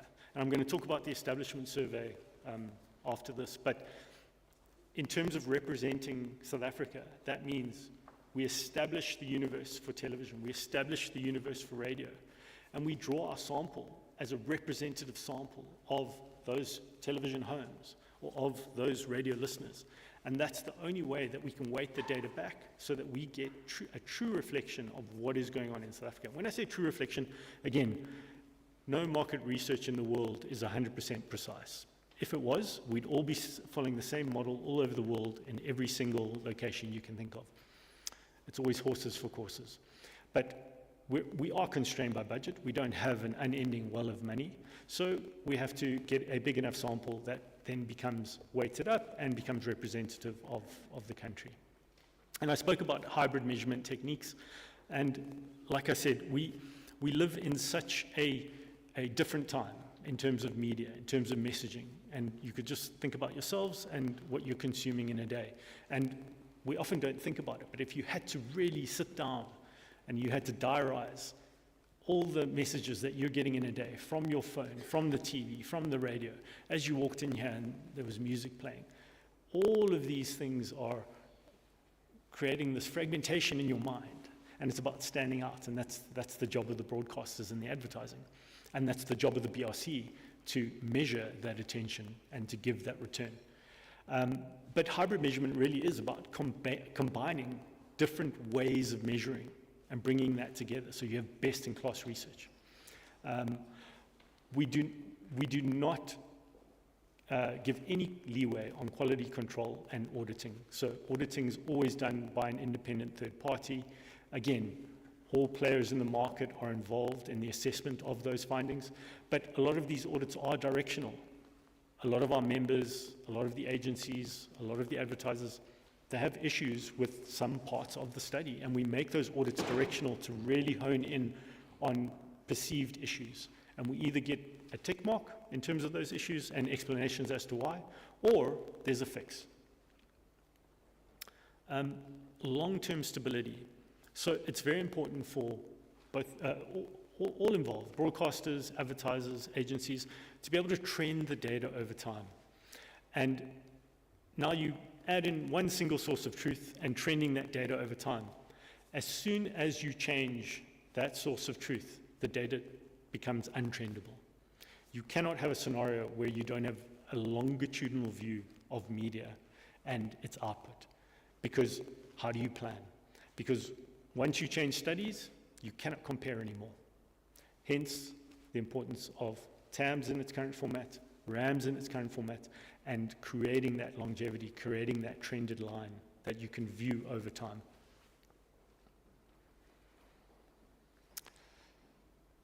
So, our currencies, and we call them currencies because they're used for trading. TAMS and RAMS. Advertisers need this data, and they need to trust in the data. Otherwise, they cannot trade with the media owners. And they need comparable data across platforms. And that's where we're headed as an organization. So in terms of the BRC, our end goal is to have one holistic data set where you're able to look at any target market you like and to see what the delivery on any media type is. And it doesn't mean that the BRC has to own digital measurement. It doesn't mean that the BRC has to own out-of-home measurement. It's for the BRC to be inclusive enough to be able to get hooks in from those data sets so that you get that holistic view with television and radio. And that's the current journey that we're on. But it's also about creating a level playing field. All the TV broadcasters, all the radio broadcasters, whether you're big or small, you deserve this data. You deserve to be able to trade on what you're doing in the market. It would be grossly unfair for the dominant players in the market to have their own currencies that serve their entities and focus on their footprints, as an example, in radio. You'd quickly see our community radio sector get smaller and smaller. You'd see the smaller players in the market possibly fade. And we don't want that. We want to get everyone a fair chance in the market. And I touched on this earlier, compliance with global best practice and regulation. So this includes privacy protection. So we abide by all the privacy laws in South Africa. And that's vital because we're collecting respondent level data. So that's a very critical point. Transparency and methodology. BRC is an open book. We publish everything we do from design to output. Our data is freely available to those entities that are booking and buying media. And again, we want cross-market comparability for our global players so that they know that when they're looking at delivery of media types in South America versus delivery of their media types in South Africa, they know that it's from a trusted source like the BRC. I'm going to touch quickly on our studies. So I spoke about the establishment survey. Now, the establishment survey isn't necessarily used as a trading mechanism. It is an insights mechanism, but it's vital as it establishes the universe of TV in South Africa and the universe of radio in South Africa. And without that, we're unable to define how many TV homes there are in South Africa and then the granularity of those homes. We're then unable to weight the data up from the studies. So this is a vital piece of measurement. This is vital data. But I will say that this is different compared to a lot of other studies out in the market because it does focus on, at a very granular level, particularly on the TV side, how homes are made up in terms of the platforms that they have and the channels that they have access to. A lot of homes in South Africa, they don't know if they're pay or non-pay. There's overclaim for pay. Everybody always wants to be pay. They don't know if they have a smart TV. They don't know if they're streaming content or watching it via a decoder. And I'm generalizing, there are some people that do, but for the most part, we find that we have to audit that whilst we are conducting interviews with an establishment survey. So if someone says, yeah, I pay TV, the interviewer literally has to gain access into the house to see the decoder and see the dish on the roof. So the rigor that is involved, especially on the TV side, is immense. And in many cases, we usually take between 10 and 20% of the homes that we interview, and that's usually 20,000 homes in a year. 10 to 20% of those, we have photographic evidence that those people are saying, yes, what I have is correct, or no, what I have is incorrect. So we get a real granular lie of the land. It's not as simple as, do you watch TV? Yes, great, you're part of the TV universe. And the establishment survey, as I said, feeds into the television audience measurement study, known as TAMS. And TAMS is a passive measurement panel. We currently have almost 3,200 homes in South Africa that are representative of the pay and non-pay TV universe. When I say passive measurement, in those homes we have what we call set-top boxes. They are hooked up to any television in the home. And the way it works is that the family members, when they watch television, they've got a remote control, they've got a button assigned to them, they press the button, it records their viewing. And it's passive, because you don't have to write anything out in a diary. And it works very, very well. This is the global standard, gold standard, in terms of how you measure television around the world. And in terms of a bastion of measurement in Africa, South Africa stands head and tails above most markets. Moving on to radio audience measurement, RAMs. So here it's a bit different. We've gone down a road of a mixed methodology of passive measurement and yesterday recall via telephonic interviews. We're now looking at a new methodology. A diary methodology has worked well for us in the past, and we're looking at how we can incorporate that into the study going forward, but in different ways, not just manual diaries, but electronic diaries too. But we're focusing very, very heavily on capturing streaming via the stations, via any of the stations. And again, we're looking at how do we do this in a passive way. And there may be phases. We may phase in two currencies. One is a streaming currency, one is a linear currency, and then bring those both together in a phase two, and you have a deduplicated, holistic currency where you're looking at all streaming activity. Not just, when you think of streaming, possibly listening to the radio. It could be podcasting. It could be streaming radio content via a social media platform. And all of this is currently there for the taking. And we want that's where we're headed. We don't want to miss out anything for the broadcasters. But again, this all leads back to one central, trusted source of truth, RAMs and TAMS. Thank you. Thanks, Gary. We wanted Gary to just do that presentation so that colleagues have a sense of how the entire ecosystem of broadcasting works. Every single broadcaster depends on advertising revenue to keep their services up, whether you're a community station or the SABC or a commercial service or even a subscription service. And the industry relies on the Broadcast Research Council for those audience stats. Thanks, Honourable Chairperson. Okay, thank you. Thank you very much, everybody, for your presentations. And I know we're running late, so I truly appreciate that you stuck to the time that was allocated, but we still need to make up this 1 hour. Let me acknowledge the presence and welcome Honorable Lishe. So earlier when members were introducing themselves, they stood up, they sang for the people who are in the room. So if you could just please just stand up so everybody sees you here. Thank you. Thank you. All right, I don't know, members, I'm going to invite you up to the stage as I release the team on here, because I'd like, as you engage people, to be able to see you. I don't know about you, but as I was sitting here, I had this view that except for Gary, I think I've heard everything else before. Because if you look at some of the areas that we've identified as focus areas of the work of the committee, the issue of an outdated legislative policy and regulatory environment is there.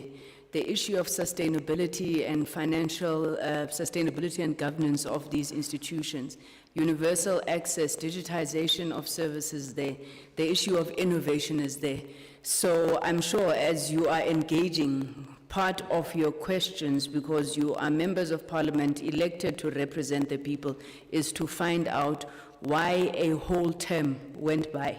5 years, we've been speaking about the same thing, and it can't be that the legacy of our predecessors is having people sit here to still say we're focusing on these areas.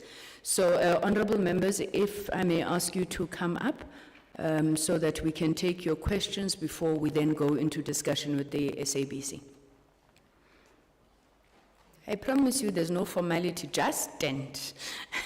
Thank you, members. Can we have microphones or one or two so that members will be able to engage the presentations?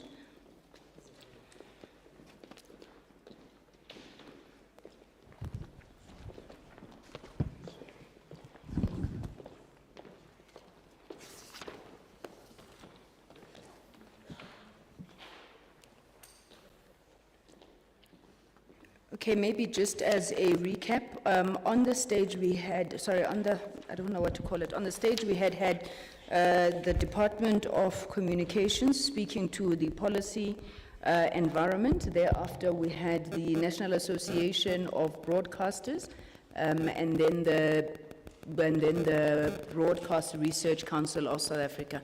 I can take hands, members, or unless you want me to run through in a line. I hope I'm not interrupting. Can I have the microphone to Honorable Vilagazi? Honorable Vilagazi, you may go first.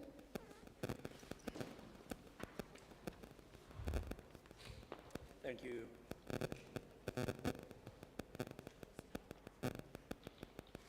Thank you, Chair.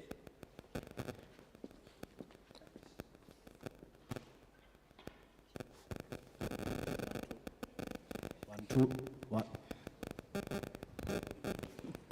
Thank you, Chair. I have a few questions. I just wanted to ask the department, first and foremost, or maybe let me, the usual, start by appreciating the presentations. I did appreciate it this time, even though, as you say, Chair, much of it we've heard before. But from the department, what approach is the department taking in developing the SABC's funding model? We know that it's the thing that's the burning question right now. What's happening from the point of view of the department, and how is this going to be delivered as speedily as possible?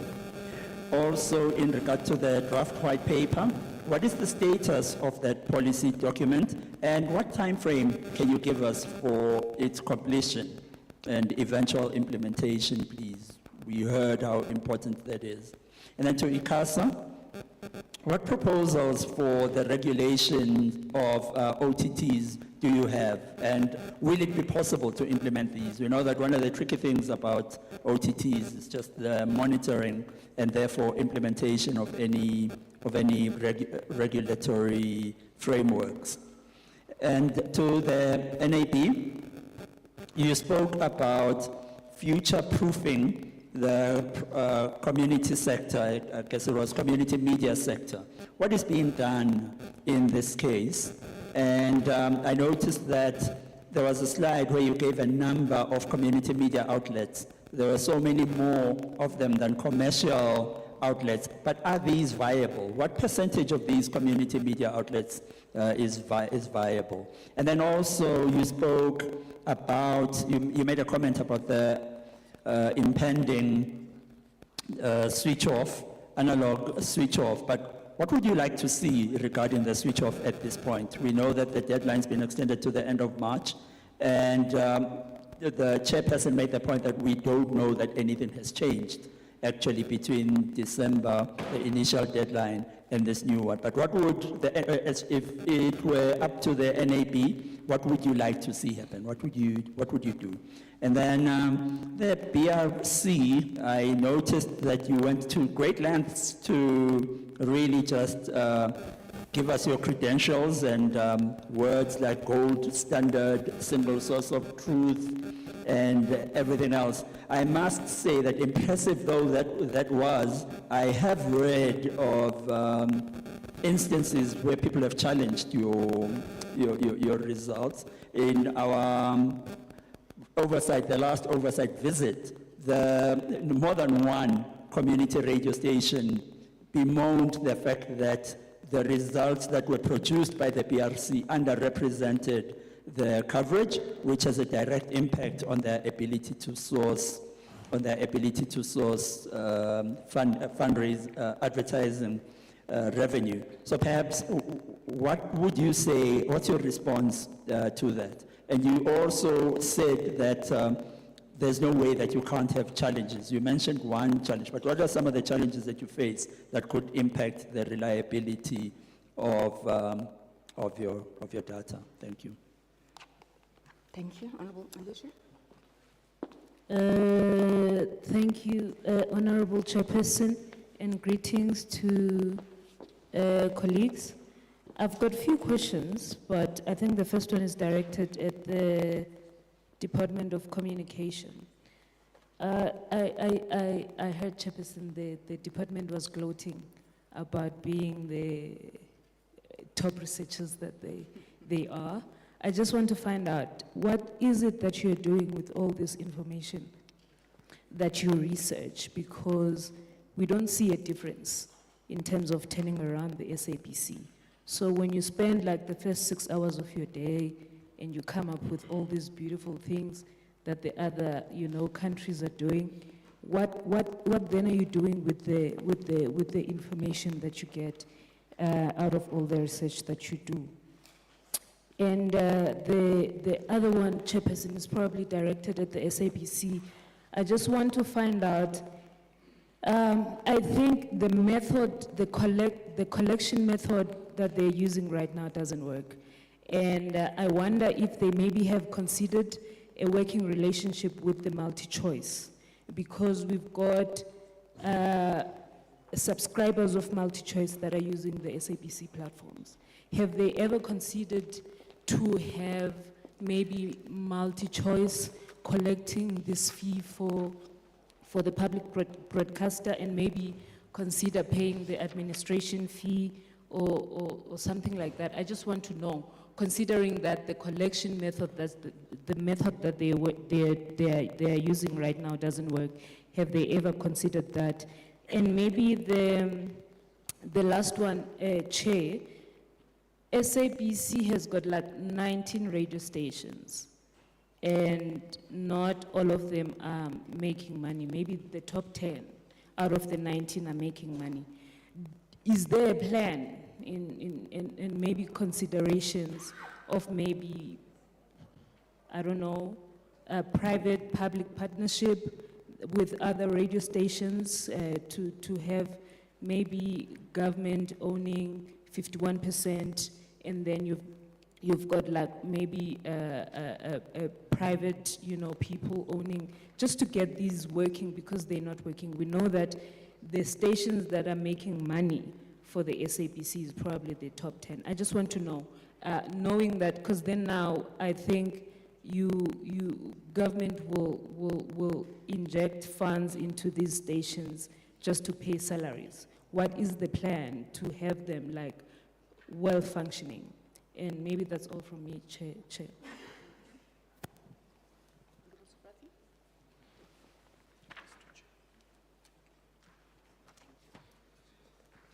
Thank you, Chair. Chair, I've got a few questions, but I'll try and keep them few. I'm going to start off with the last presentation, simply because it's easier for me to recall from BRC. There's a whole host of information and research that it's being done. I think my primary question would be, how is this benefiting the people of South Africa? Information without application is of little value, except to, we'd like to know how is it benefiting the people of South Africa. And this mine of information how safe is it stored? Is it being accessed by foreign competitors, OTTs, to use that information against us? A question for NAB was, we are in the 70th year of the Freedom Charter, and one of the principles is the people shall govern. But you speak about pushing for an increase in foreign ownership from 20% to 49%. What governs that mindset? To invite foreign investments, what governs that? What is the mindset? And why do you want there to be an exemption from firms and publication board? Why is there a need for an exemption? And maybe a question for NAB and DCDT, you can talk to this together. The challenges around OTT and misinformation.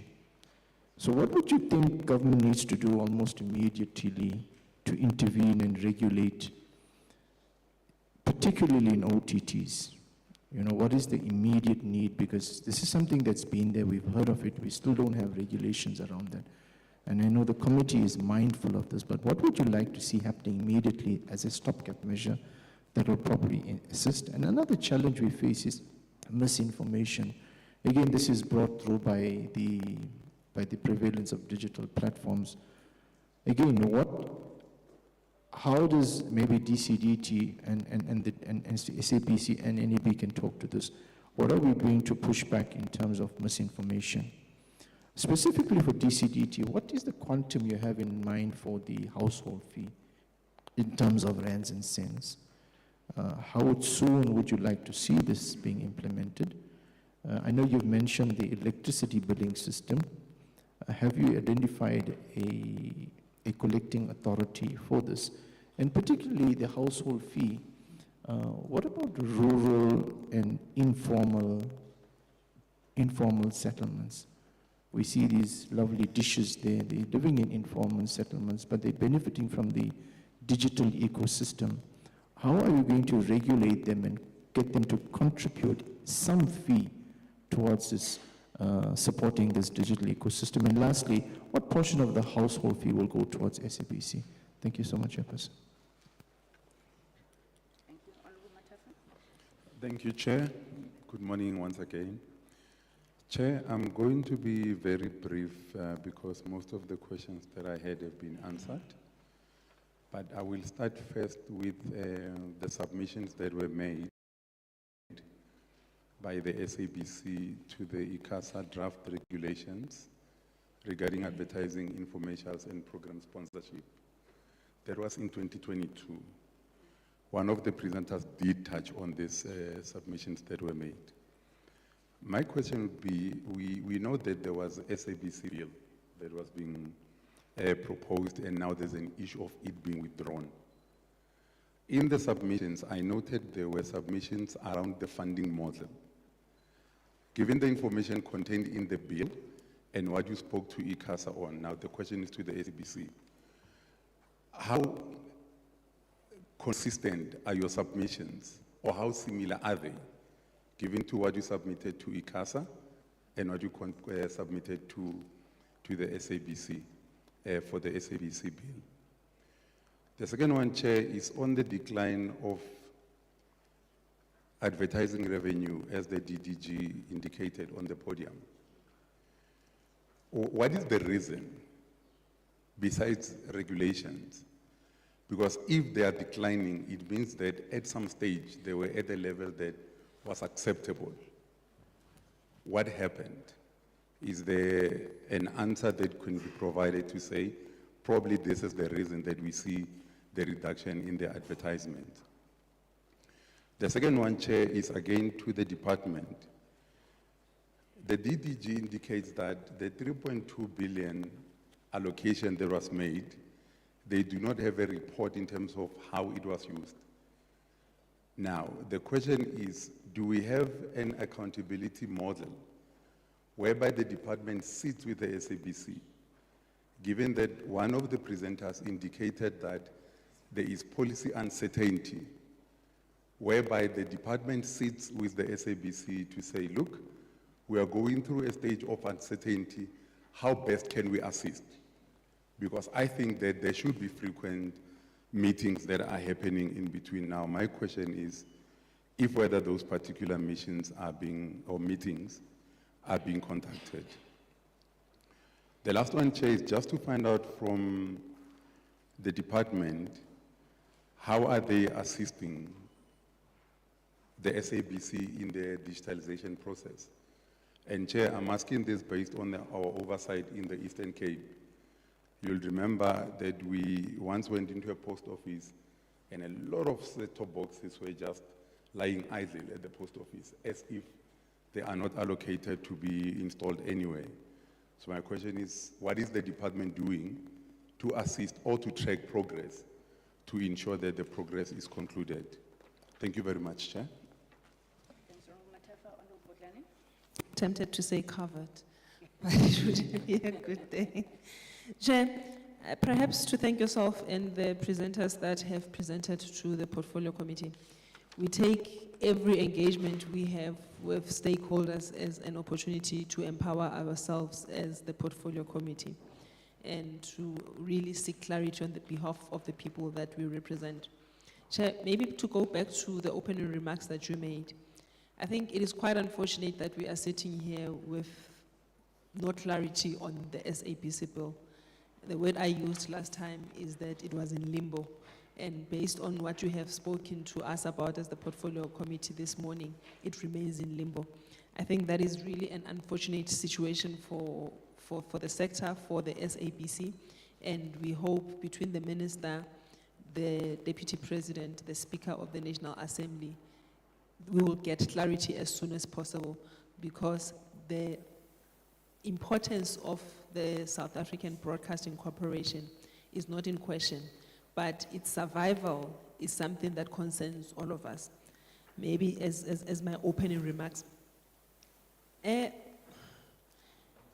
Perhaps my first question would go to Ubabushelembe when he speaks about how Ireland was able to reduce the invasion rate. The first thing that came to my mind was that there could have been legislation that ensured that the invasion rate on payment of TV licenses is low or minimum. What is the background story to that? As you would know, this Portfolio Committee has not taken any study tours in the last now almost 7 years. So we really rely on desktop information research and people like yourselves who would have that sort of information. In fact, in Nelin Tateri Makazo, I do beg your pardon, Nelin Tateri Makazo, not Tate Shelembe. So that is the question, the first question. And it is really concerning to hear that the reports of the Auditor General on how the last bailout that was received by the SABC has not started, because at the end of the day, this is the public purse that we are speaking about. We should at all times ensure that we are able to account for every cent that is put into the SABC, and also that the turnaround strategy that was there is going to also, and maybe it's clarity. Did I understand you to say the turnaround strategy that did not yield results is going to be used as a base to inform the new turnaround strategy? How do you balance that? I can't even read my own handwriting. Chair, I think one of the saddest thing about the sector is that we are talking about the draft white paper, which remains unfinished, which remains on hold. In the meantime, the sector is moving. By the time we are engaging with the white paper in whatever form, would it be speaking to the realities that we are finding ourselves now? We have OTTs that are invading the space, OTTs that are growing because the market is unregulated. And by the time we bring legislation that will at least regulate those sort of things, it's going to be difficult. So I don't know what we can do as Parliament to ensure that we change the status quo.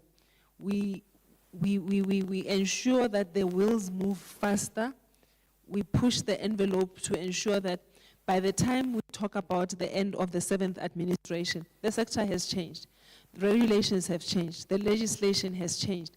We are talking about something that South Africans can be proud of. They can know that people who come in and do business also are able to plow back to the very communities. You don't only have OTTs that come in and they make huge amounts of money from South Africans, but South Africa ends up with nothing to show for it. So my chairperson, I think, is to say there is a great duty on this portfolio committee to transform. There is a great duty on this portfolio committee to really put agency in everything that we do. Thank you. Thank you, Honorable Chairperson. I want, first of all, to appreciate the presentation that we have received. But I think some of my questions have been covered by other members. But there's something that I'm trying to check from the department. I think, Honorable Chairperson, 3.2 billion was not actually clarified. Because if they say they are waiting for the AGSA to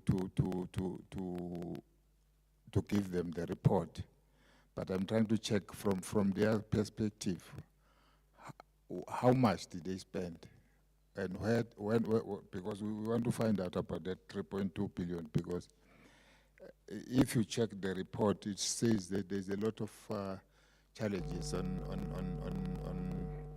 money constraint, but they didn't give us the answers on the money that they received from Parliament. And the other one, Honorable Chairperson, is the issue of licenses. The department says the license have declined, but they didn't give us any strategy that they do have to actually encourage our people to pay for the license, because that's a big challenge. Because if you don't have a revenue from where we're supposed to get, it means there's a lot of challenge that we're supposed to face it. And the other one, Honorable Chairperson, they talk about the vandalism during the unrest. I'm trying to check how much did they spend on that rescue, on that vandalism. Thank you very much, Honorable Chair. Thank you, Chair. Much appreciation for the presentation.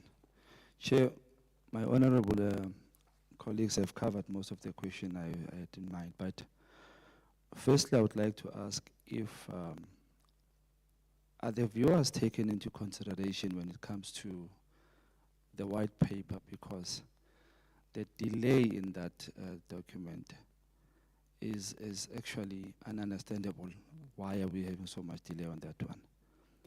And I also have to ask on the 3.2 billion, at least while we are waiting for the Auditor General or the audited document, to say, can we at least be taken into an understanding of what some of the money, or what has the money done in their eyes, and what in their presence, what can they point out to which we got 3.2 billion as a funding, but here it is yabonagala yenze this and that. And they are saying advertisers and the revenue is declining. My question to that is that I feel, Chair, SABC is not in touch or is not connected to the viewers of SABC.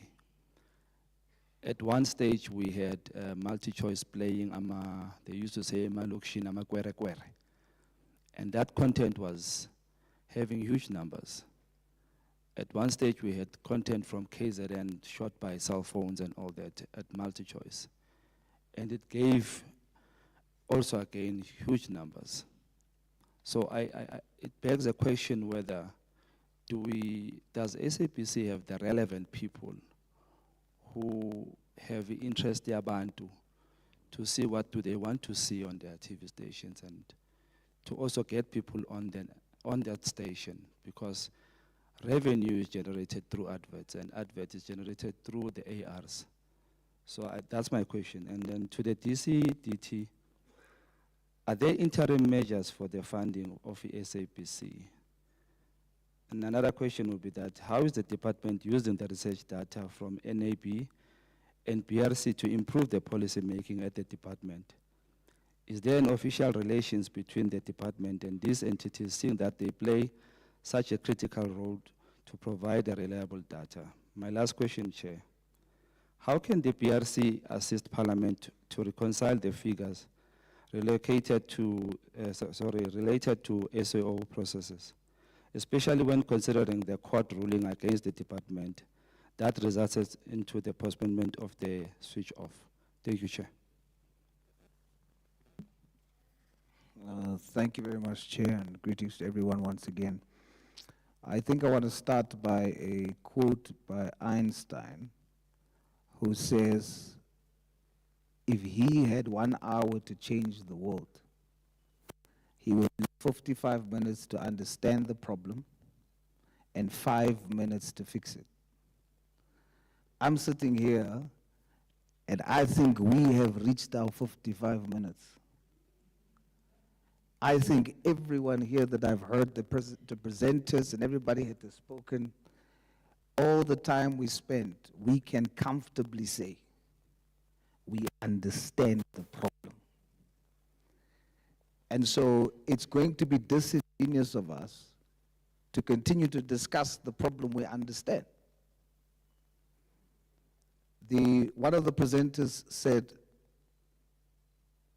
we are very good. He was very proud to say, we are good in research. I agree. I agree 100%. We have all the data. We know for a fact that it is policy that is one of the challenges. We know that the SABC needs money, a lot of money. But the question is, what stops us from getting that? We see in licensing, the license evasion,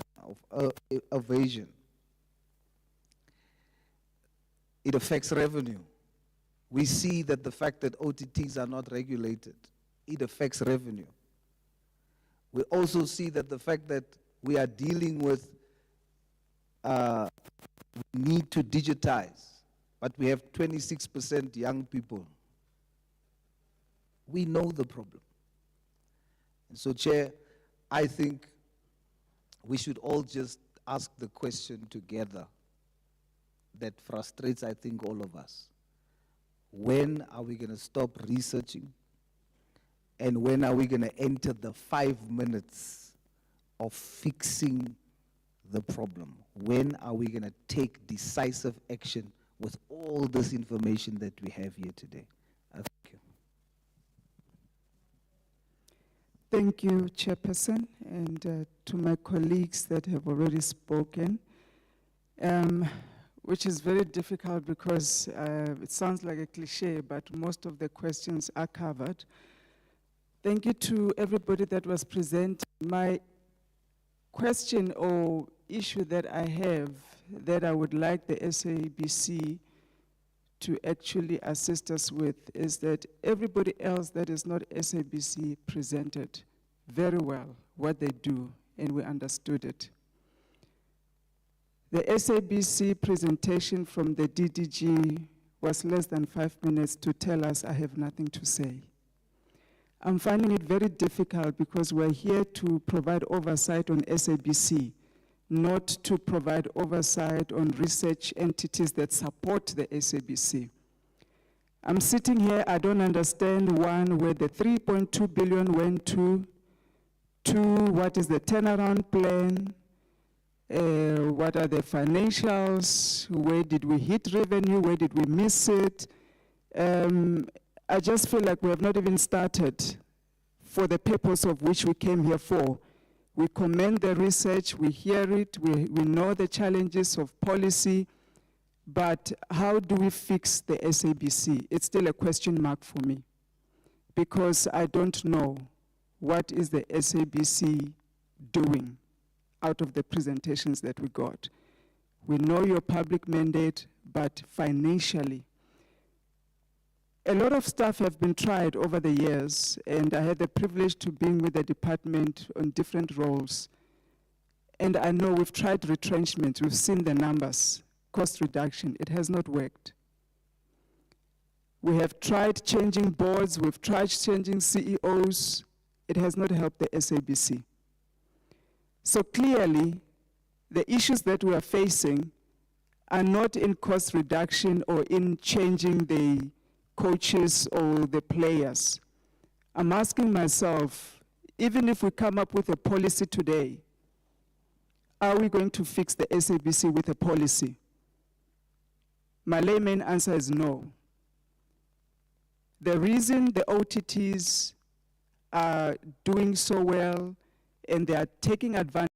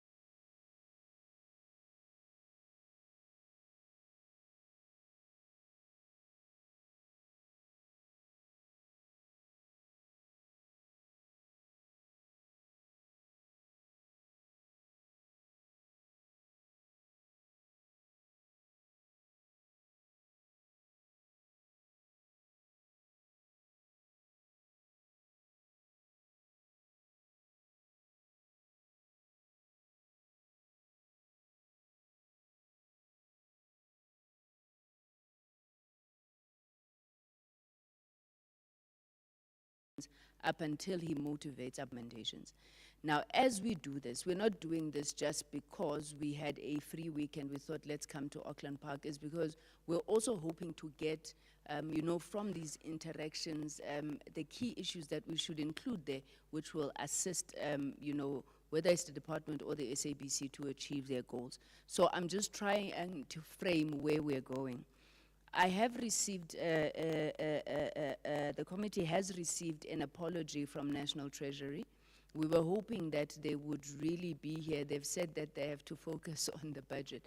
So we were hoping that they would be here because a lot of these conversations also relate to what the National Treasury is prepared to do or not, including the issue of the household levy. But I want to ask, my questions are only to the DCDT. And I'm really trying not to be an insane person like Einstein said. We have been in office since July of last year, June in fact. When we got here, we were told about the audio and the audiovisual policy that was outstanding and what. I'm not asking now in broad terms like Honorable Vilakazi was asking. I want to know, since then, the start of the 7th Parliament, at least, what has been done? What have you been doing on this policy? Because we were given a time frame that it would be September 2023, then December 2024, December. Where is it? What has been done, like just in that period? Because even as the minister seeks to withdraw the SABC bill, he says no, he's finalizing. He's been finalizing since he also got into office in June. So realistically, distinguished officials of government, what is happening? So that's the audio visual and then the regulation of OTTs. Yourselves and the Honorable Chairperson of ICASA, because we've had this discussion, can you tell us practically what has been done? Leave ICASA and their process. In the 7 months or so that we're talking about before we celebrate our anniversary, what has been done? So are we looking at taxation? Have we developed? What has been done? I don't think I can put it as beyond that in terms of plainness. I was criticized, I think, by MMA when I said these people here are not just, as the esteemed advocate Toby calls them, 400 lay people, right? They are lawmakers, competent lawmaking authority. And I would not want a situation where we now go into the realm of creating and developing the laws that government does not want to be called to be overstepping. So I want to, I think, clarify that as a principle. We are competent as a committee to create laws. And it cannot be that the country, the industry is being held to ransom by the executive on things that need to move. We've been having these conversations. We've honestly been having these conversations. And I'm hoping that as we do this, we'll play our oversight role, because we know you are reluctant to let go of the legislative role, which does not solely belong to yourselves. But as we do that, we need to see movement. So may I invite the department, maybe we save the best for last. So let's start with the BRC. We get the NAB. I'm not sure, Chairperson of SABC, you would want to respond directly to the questions, because I know you are presenting next, and then DDG, Mashile, and Shelembe afterwards. Thank you.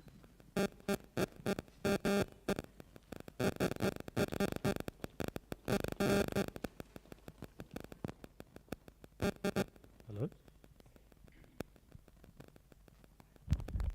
Hello? Okay. Thank you for the questions. I'm going to recite them back, and forgive me if I've missed anything. Please let me know if I have. The first question related to community radio and radio audience measurement. So in terms of RAMS and its ability to serve the community radio sector, is the community radio sector included in RAMS? Yes. Is it the ideal study for the community sector? No, it's not. RAMS is a representative sample of the radio universe in South Africa. And in that, as a study, it's, how do I put this? If I had to ask anybody sitting in this room, what radio station did you listen to on the way to work this morning? There's a high likelihood that you'll reference the incorrect station because of top-of-mind awareness. Top-of-mind awareness serves the bigger commercial stations. It doesn't necessarily serve the community radio stations. And that's why I've had engagements with the MDDA to, well, on the one hand, say we require funding from the community sector, which we don't get. So bear in mind, community radio stations are included in our study, but there's no funding to the BRC for that. But with funding, we can assist entities like the MDDA, GCIS. I don't want to leave off the other community players, but there are many bodies in establishing a study that is fit for purpose for the community radio sector. And community radio requires a different approach. They require footprint study. And is it as expensive as the study that we currently give to the market? No, it's not. Are there ways to mitigate for expense? Yes. So RAMS currently, we release data every quarter, and there's an expense to that. For the community radio sector, perhaps there's a release that happens once a year, and the community radio sector can trade off of that data. Now, I don't want to say that RAMS isn't giving its fair share to community radio simply because there is no reference point currently where when we get a community radio station saying you're under-reading us, my first response is, please show me the data that you have that is showing that. And I often don't get that. And when I say show me the data, I'm not expecting a community radio station to go out and do expensive research. I'm looking for indicative data from their own station. I'll say, you know, how many call-ins have you had in the week? How many call-ins do you have in a month? What's the interaction on your social media platform? So we can get an indicative data set so that we can try and match back to RAMS. But it's difficult. It's difficult to get that data. But you know, we don't have to go down that path. The path that we need to go down is we require funding. It's not a massive amount of funding, and we need to look at community radio measurement in a different way. And the BRC is 100% behind facilitating that for the community radio sector. Challenges faced by the BRC. There are many challenges. I spoke about it being great that we have everybody in the room from the broadcasters, and that gives us a whole pot of money. Is it enough money? Well, advertising revenue is down. So the way the BRC operates, each member gives a levy. So it's based on advertising revenue.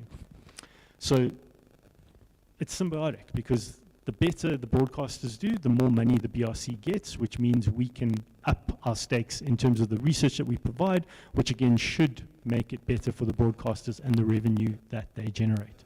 Now, some of the challenges that we have. In terms of TV audience measurement, currently we measure activity going on the TV screen. We are able to see at a very high level that there's activity going on alternative devices, and there's also non-reference viewing. So that's viewing that we don't necessarily capture because then it's not a member of ours. So Netflix, Disney Plus, I could go on. So there's a portion of measurement that needs to occur that requires funding. So we need to be able to measure what's going on someone's phone, what's going on someone's laptop. We need to be able to measure what's going on in the home and out of the home. We need to get a fix on streaming, not just for the broadcasters. That's a fairly easy exercise. We need to get a fix on streaming for the other OTT players in the market so that the broadcasters know what they're up against. So these are some of the challenges that we have currently, and we're currently running well, we've not started the RFP, but we've begun many workshops with the broadcasters in terms of an RFP that's upcoming for television audience measurement, and that feeds into the continual upgrade that we make to our measurement. Should this have occurred 5 years ago? Yes, it should have. Are we taking care of it now? Yes, we are. In terms of RAMS, current methodology is telephonic interviews. That's proved incredibly difficult. During COVID, we wanted to never be held ransom to a socioeconomic or what do you call it, a tragedy in our country that would not allow us to gather data. And when COVID hit, we couldn't gather data because we had a face-to-face method. So we went telephonic interviews.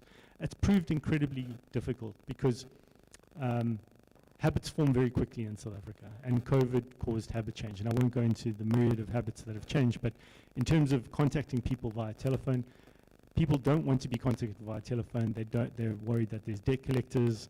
They're worried that it's, you know, a cold call, being sold insurance. Yeah, people don't want to take phone calls. So we're now in an RFP process where we're looking at a new methodology, which will come to fruition at the end of Q1 this year. And we've learned, we're applying those learnings, and we'll move forward with a study that should give us what we need at this point in time. And I say at this point in time because more issues will arise, and we'll have to look at those issues and attend to those issues when they arise. In terms of the BRC and how the data is serving the people, the one thing that I would say is, in terms of the data that the BRC provides, it's serving the broadcasters, the advertisers, the media agencies in strategy, in terms of putting together communication, coordinating content, and serving that content to the right people. It's not just about serving that advert to the right people. The broadcasters use our data for insights. Continually, I'm engaging with many of the commercial radio stations in their formats on an ongoing basis. They want to know how are their formats working, the changes that they've implemented. Are those working for the people out there in South Africa? So it's about insights. It's not just about generating money, but unfortunately, we need the money for the research. How's the data stored? So there are various levels. So in terms of access to the data, once we've collected the data via our independent suppliers who abide by all of our privacy laws, all the data is anonymized, first and foremost. But in terms of the data set, the raw data, we have third-party software bureaus who process the data so that it can be processed in a usable format by whoever wants to pull insights or book media. In terms of access to that, only agencies or advertisers in South Africa that buy and book media, so radio and TV, they get free access from the BRC, but they pay a license fee with the software bureaus. And the software bureaus have an agreement in place with the BRC too. If there is any entity outside of our members or subscribers that request access, that goes to the board for deliberation, and we're talking about, you know, global players, maybe some of the OTT players, for example. So the board will deliberate, and that's a board made up of the TV and radio broadcasters, and they'll deliberate on whether access can be granted or not granted. And then lastly, I have, how can the BRC assist Parliament with ASO figures? With great pleasure. That's how we can assist. We're fully transparent. We're willing to give any data that will serve for decisions to be made. We don't want to direct the decision. We want to give the data that helps the decision be made. So we're open. We're open to engagement.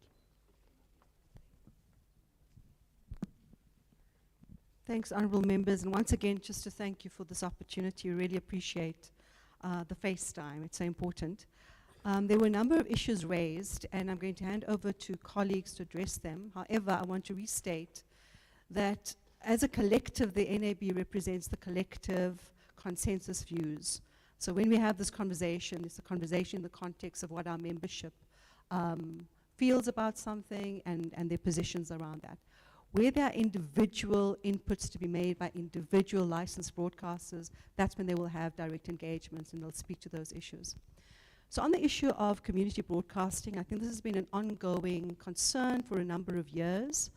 There's been concerns around their sustainability and viability, and the fact that we have more than 200 community radio stations, which is fantastic for our vibrant democracy, for plurality, diversity, for voice, etc. The consistent challenge, and I'm sad to say for more than 20 years, has been the fact that there are no guaranteed funding sources, and we know this. Economically, which is what I said earlier, every single broadcaster relies on advertising revenue. Community broadcasters, of course, depend also on donor funding, sponsorships, direct funding sources from the very communities that they're serving. Ideally, it was about, if you're in a small community, you were able to get adverts from the small butcher shop, from whichever services were provided in those communities. The economy is depressed. The other huge challenge with community broadcasters is the heavy reliance on volunteership. To think about people not actually being able to be paid for the services that they provide is a reality of what is happening. A lot of people in the community sector obviously work as volunteers. It's great when they then are able to move across the industry, work for the public broadcaster, community, etc.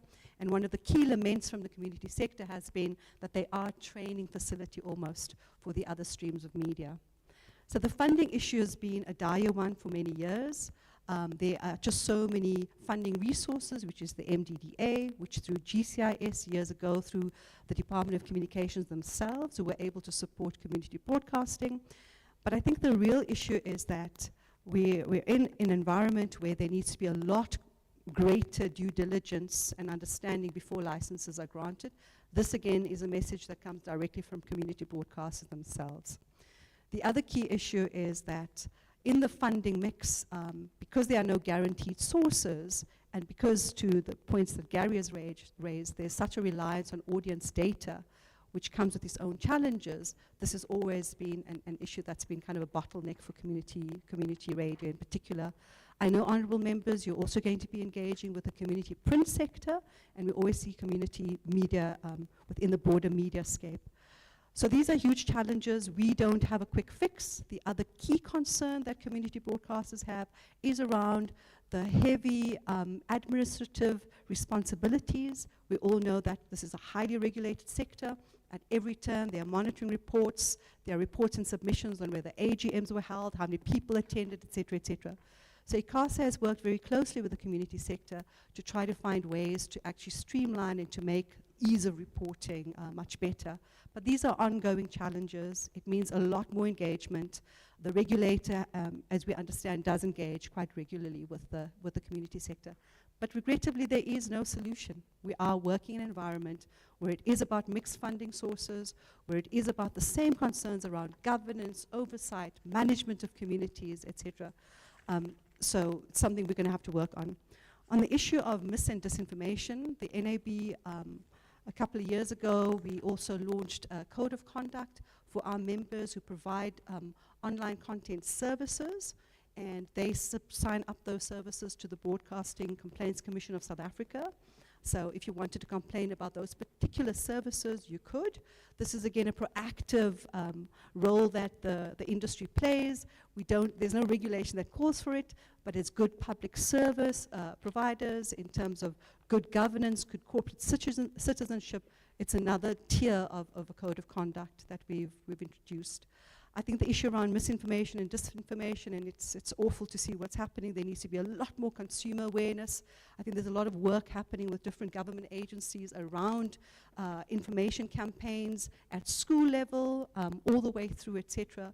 Again, something that I think collaboratively all different stakeholders need to work much closely on, developing those campaigns, getting messaging out, also making sure people know how to complain when they need to complain about these particular social media platforms, which, as you know, we have no control over YouTube, we have no control over Facebook, we have no control over Meta, over X, TW, etc. So these are the challenges, and I think to the point, Honourable Chairperson, you talked about how, how do we move forward?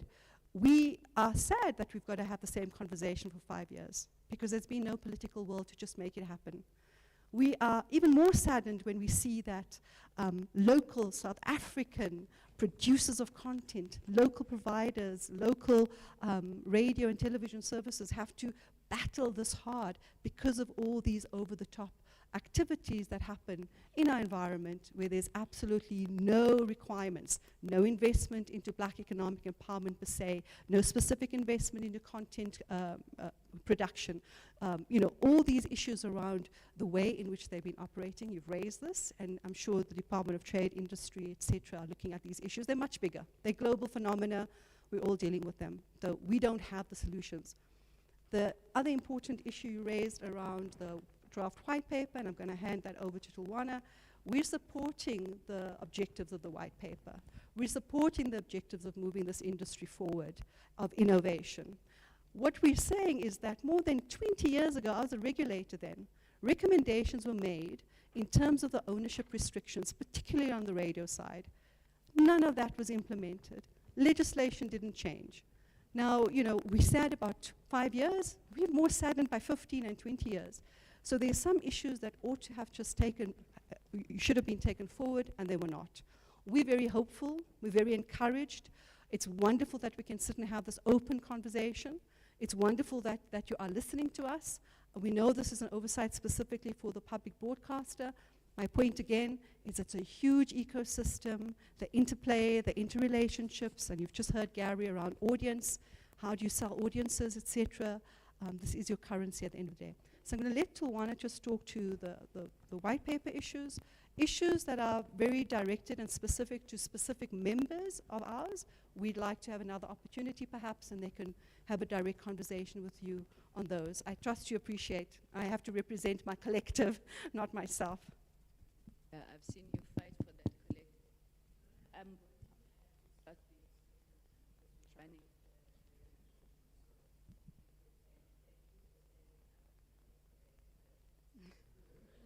Thank you. I'm sure.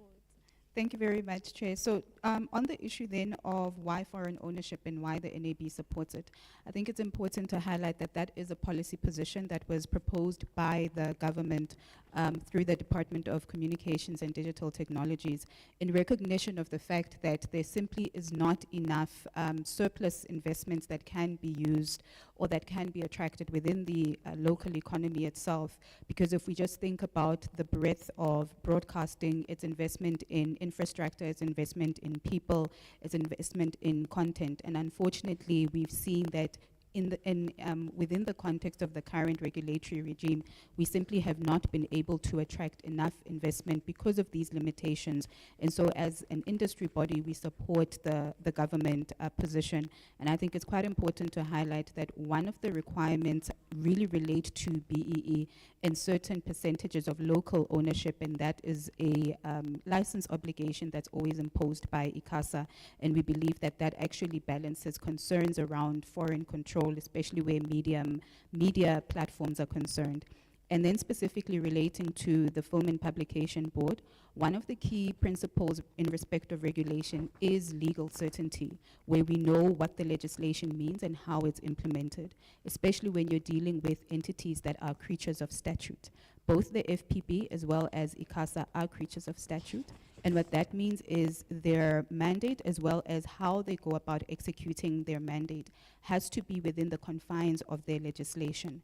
And so the Film and Publication Board matter is not because we are seeking to evade regulation as broadcasters, but we are simply ensuring that that independence that is entrenched in the Constitution for ICASA, which we spoke about in the opening remarks, is actually realized by not only ourselves as broadcasters, but other entities that also interplay or exercise some sort of jurisdiction where audiovisual content platforms are concerned. And so it's just to ensure that there is that clarity so that each entity operates within its own purview in the interests and certainty of ourselves as broadcasters, but also themselves as entities that operate in the same space. Thank you very much.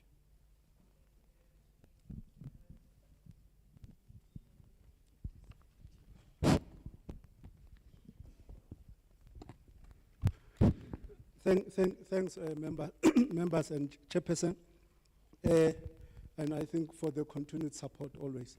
So in terms of the audiovisual white paper, chairperson, as we had asked, we had asked an external person to edit the document for us, which they finalized towards the last week of February or so.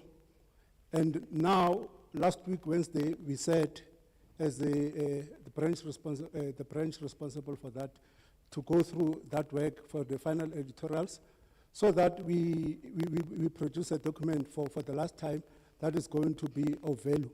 And the intention is to take it to the minister next month via the DG's office, because that's the procedure internally, so that we go and publish for about 30 days to 45 days for the last comments. And I think it's in line with what I think the minister had said the other day in Parliament when asking about that. So the issue is that, Chairperson, that's from where we are working with the document. And in that document, we deal with the ownership and control issue, as the colleague said, with the regulation of OTT. As the members had said, Chair, remember the current framework for the audiovisual sector is licensing and authorization.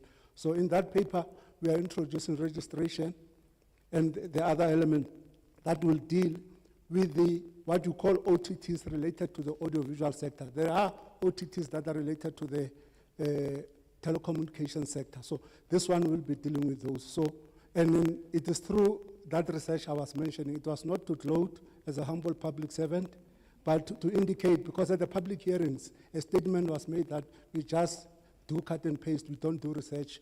And so it was in relation to that. So as a humble public, I will never gloat in front of my members or the public. It was just to mention that indeed whatever we do, we consider various aspects. And when you consider that, that's when the issues raised by the NAB come up to say this is a very huge ecosystem. You need to deal with the issues. As we're dealing with the issues, Chair, and in support of the community media and the publishers, the issue of what the Competition Commission was doing came up to say, once they release their report, as a policymaker, we have a responsibility to do something around it because it will affect our members who are broadcasters, SABC and others. And I think that's what the Commissioner Doris Tsepe said the other day, to say this is what they will also appreciate. So it was within that context, but not to close, yes. In terms of the 5%, I think as we dream and we do the 5%, it's very important, Chairperson, that we always base what we say on research. And when we do research, it's not only policy, it's also how beyond the policy, the legislative framework is being done. For example, because we have noticed that the white paper is a little bit late, what we have done for implementation, we're engaging the regulators that are going to be responsible for this to say, because we're a little bit late, how do we ensure that once the policies are approved by cabinet, we start with whatever is a low-hanging fruit to start implementing. And that's what I think research assists us to do, to say, as you do this and you see delay, what if you do implementation parallel to the processes being, so that you do a catch-up. In terms of the, I think DDG Slembe will talk about it, but on a monthly basis, as he said, we do engage with the SABC and Treasury so that we update each other. We have an item there where we always report. It's called Policy and Regulatory, where we update each other in terms of what are the issues and what should be done and where we are at as a department and what they need from us from policy side. And I think what was recommended last week was that what if we do it on a 2 monthly basis with all the other, and we also support the spirit of the ICT Regulators Forum, because I think that's where the issues will be discussed to say, this is what we need from policy side. And that's the approach that we took, that we do not do a top-down approach, but we ask the sector to say, the same approach that ICASA took with APP to say, how do we assist you from a policy side so that we cut all the blockages, Chair. Thank you. And in terms of the, from around the household fee collecting, as part of your study, you'll have, and that's how I think we drafted that section that said, do the funding model. And in that funding model, you are going to have various options that you need to, you don't pre-announce them at the beginning because people will come with inputs, the SABC will come with inputs, the public will come with its own input. And what it says is that before it's being adopted, ICASA will have to comment as a regulator that has oversight. So what you do when you develop that, whoever's going to develop it will need to engage everyone that is going to be affected by the decision. So we might have ideas in terms of how we have outlined them, but the ultimate one, I think, will come at the end when we have considered everything and the economic situation at the time and the policy situation at the time. In relation to what you were asking, Honourables, I think we agree with the question. During the COVID era, we had a collaborative task team around misinformation and disinformation. And what the white paper is saying is that digital media literacy and these issues related to this require report on an annual basis to Parliament so that we track our progress and to determine who has to do it. Because if everybody does it and there's no report, then we are not going to track progress in terms of how so we also followed the session that you had with the OTTs around elections and others. We engaged the IEC around such matters. So it is an ongoing in our radar with us and the GCIS colleagues that we deal with. And indeed, we are also concerned about the future proofing of the community sector, and I think also in terms of how it gets supported beyond the finalization of the white paper, and that's the submission that the community TV and others had made to us to say, we are concerned, kindly speak to your peers so that you see how we, and then I think through whatever is going to come from that competition commission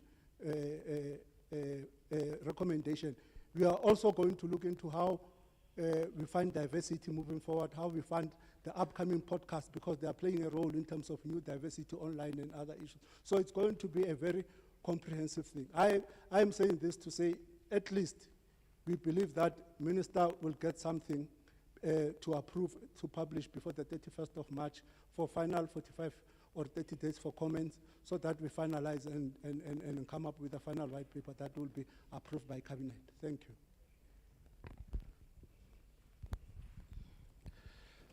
Thank you very much, honorable members, for the questions. I think my questions relate really to the scanty presentation on the utilization of the 3.2 billion. Where did it go exactly?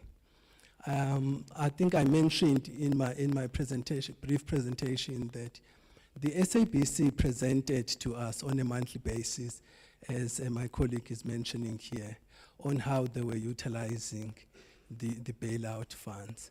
And we monitored the utilization over a period of time, including up to the full exhaustion of the bailout. When the bailout was allocated, there were specific areas which were earmarked for the monies to be spent on, and these areas included the creditors. At the time, there were huge creditors which were remaining unpaid by the SABC, which it was unable to service those creditors. So a portion of the bailout was earmarked for the payment of creditors. That amounted to 1.4 billion rand, which was just earmarked for the payment of creditors to the SABC. The next bigger amount for expenditure was for content, whereby the SABC had to spend money on appealing content, which will then attract audiences and then bring up the numbers for viewership, which was hoped then that would increase advertising into the SABC. A total of 1.2 billion rand was spent on content. The last component for expenditure, which was earmarked again, was that on CAPEX, which had to do with the modernization of the organization in terms of capital, the upgrades of studios, and so on. That amount spent was 600 million. Altogether, that added up to 3.2 billion. At the end of the 4-year period, then the SABC submitted what I called a closeout report, which spelled out in detail what they had spent the money on. The issue that remained to be answered was, how come is it that you will spend the money on the right areas that you had identified yourself, as areas needing expenditure and support from government, which were then meant to change the fortunes of the organization? How come then did we not see the traction in the key metrics which are supposed to guide the turnaround of the SABC? That is the part that we are requesting the AGSA to investigate on our behalf, where the money spent on the right CAPEX, where the money spent on the right content. I think those would be almost subjective assessments on the expenditure that the SABC would have undertaken. But that is the report that we are awaiting. We do have the report submitted by the SABC on how the amount was spent, and that report was also tabled to the previous portfolio committee. Thank you. Thank you very much, DDG Shelembe. Do you want to respond, Chairperson? Thank you. Good afternoon, Motivi Ramusi. Chair, I think there was a question about what are we doing practically as an authority. Just to give all the audience some comfort, since 2022, we have looked at other interventions that the authority needs to implement One of them was through the call termination review, just to look at the impact of OTT when it comes to use of voice on the internet. The second one, last year in July, we started the process, an inquiry on the subscription television to look at the impact as well.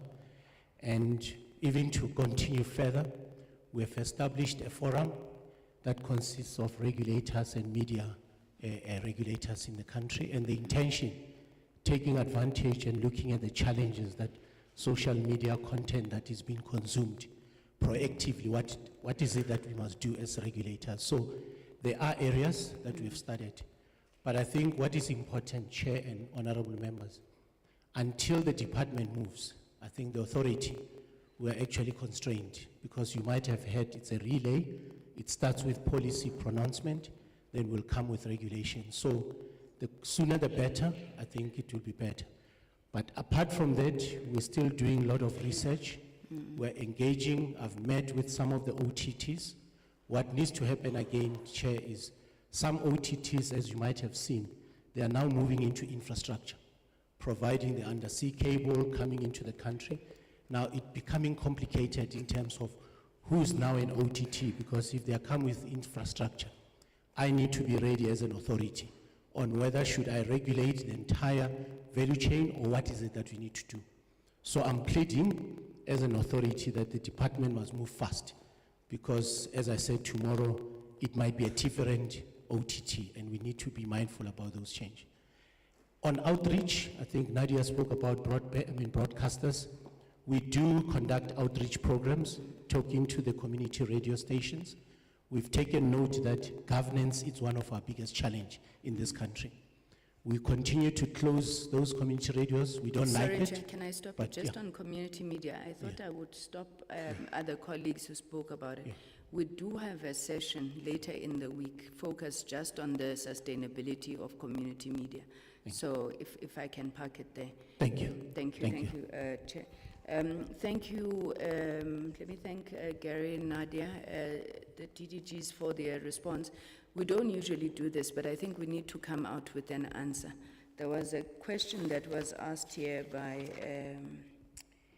if I'm not mistaken, it was either Honorable Subrathi or Honorable Botland, that given the fact now that the SABC is in limbo with this SABC bill, and particularly the funding model, what are the interim measures that the department is introducing to support the SABC financially? We need to have an answer for that, because we can't, in all honesty, leave here and, you know, there's no sense that something is happening. And the big problem at the SABC is funding.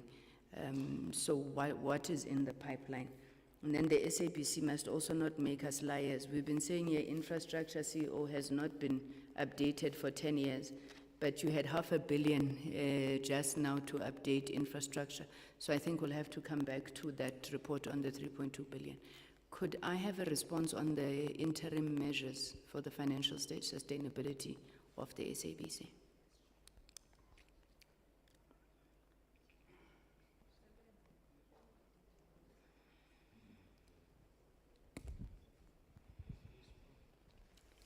Thank you, Chair.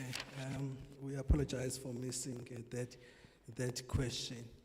I guess, Chairperson, we have done the best we could to include the SABC funding as part of the national fiscus pending the finalization of the new funding model. Unfortunately, the Treasury has not responded positively to that request, and therefore the funding for the SABC has not been included, similarly to the other entities in our portfolio. We had mentioned to Treasury that that was at least going to be a stopgap measure until the funding model is finalized. But unfortunately, Chair, we have not received a positive feedback there.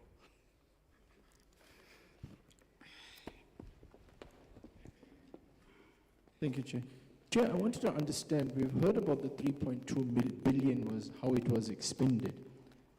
And the kind of feeling we get is that it was, okay, let's just say we spent 3.2 billion, but And SABC appeared before the committee in the last FY. And I think we celebrated their turnaround. They did very well. We praised them. I think I stand to correction. They turned a loss into a small profit as well, into a surplus. So I'm trying to wrap my hand around why are we saying this 3.2 billion did not help SABC? Was that not connected? I mean, if your creditors were paid, it took the pressure off. It meant management and executive could be more creative. You didn't have this financial pressure.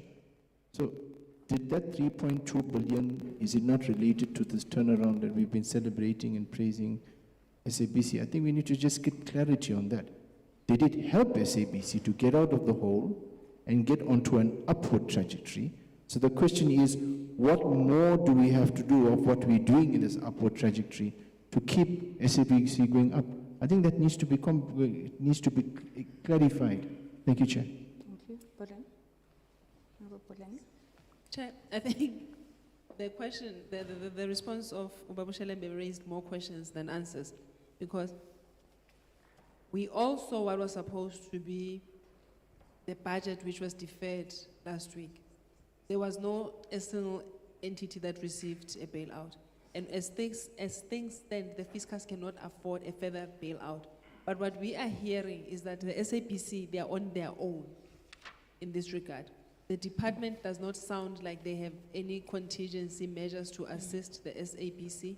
And I don't know, maybe when the SABC does present, we will get further answers. But at this point, I don't know where in our program we can pack and really discuss the funding issues of the SABC. Because sitting here, there's no indication that there is anything concrete that is going to be offered to the SABC, or that the SABC has the ability to turn things around sitting where we are sitting. Thank you, honourable members. I think you've heard the follow-up questions. In the interest of time, I'm going to plead for indulgence. We're supposed to break now at 1 for lunch. I would really like us to take the SABC presentation. Chair, is it likely to be longer than 30 minutes? Because I'd like us to take that presentation and then come back and then break for lunch afterwards. Less than 30 minutes, more than 30 minutes. 45 minutes. I'm not trying to teach resilience to the members, so maybe now. So maybe let's break then for lunch. Chair, you want to say something? There's a mic. Thank you, Chair. Not to interfere with your programming, but I'm hearing you that it sounds like you will call for the break.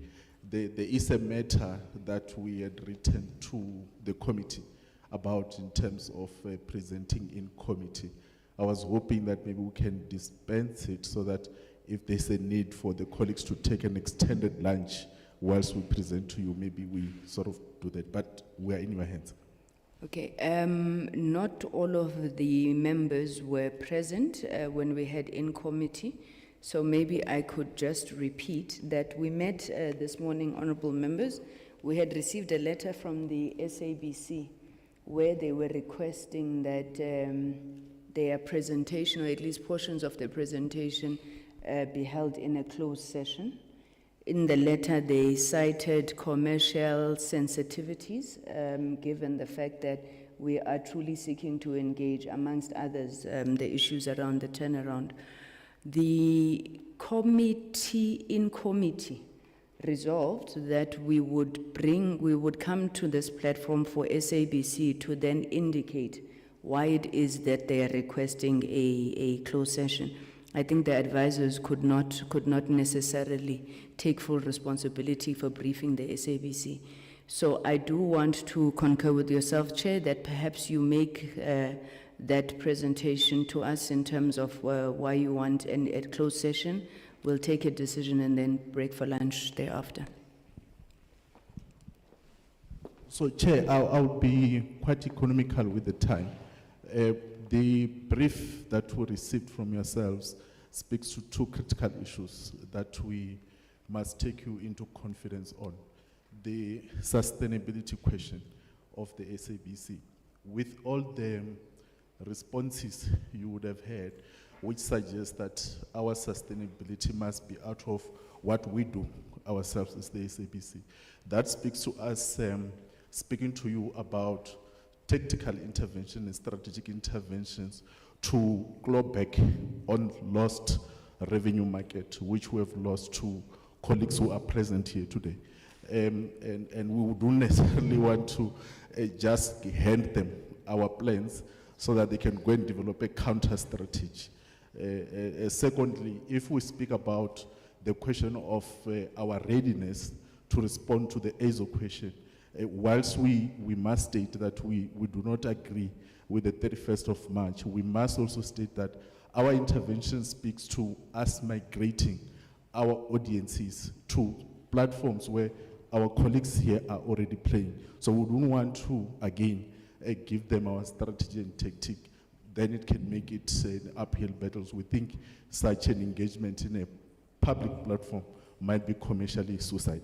So we are pleading in line with established tradition that we've always done with yourselves to request to present in committee, which we're grateful that in the past it has always been granted. Thank you.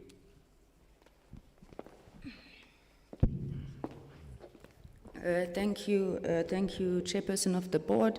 Members, I put it to you, Rule 184 of the Rules of the National Assembly do indicate that we may hold a meeting or portions of the meeting in a closed session, but it would have to be a decision of the committee.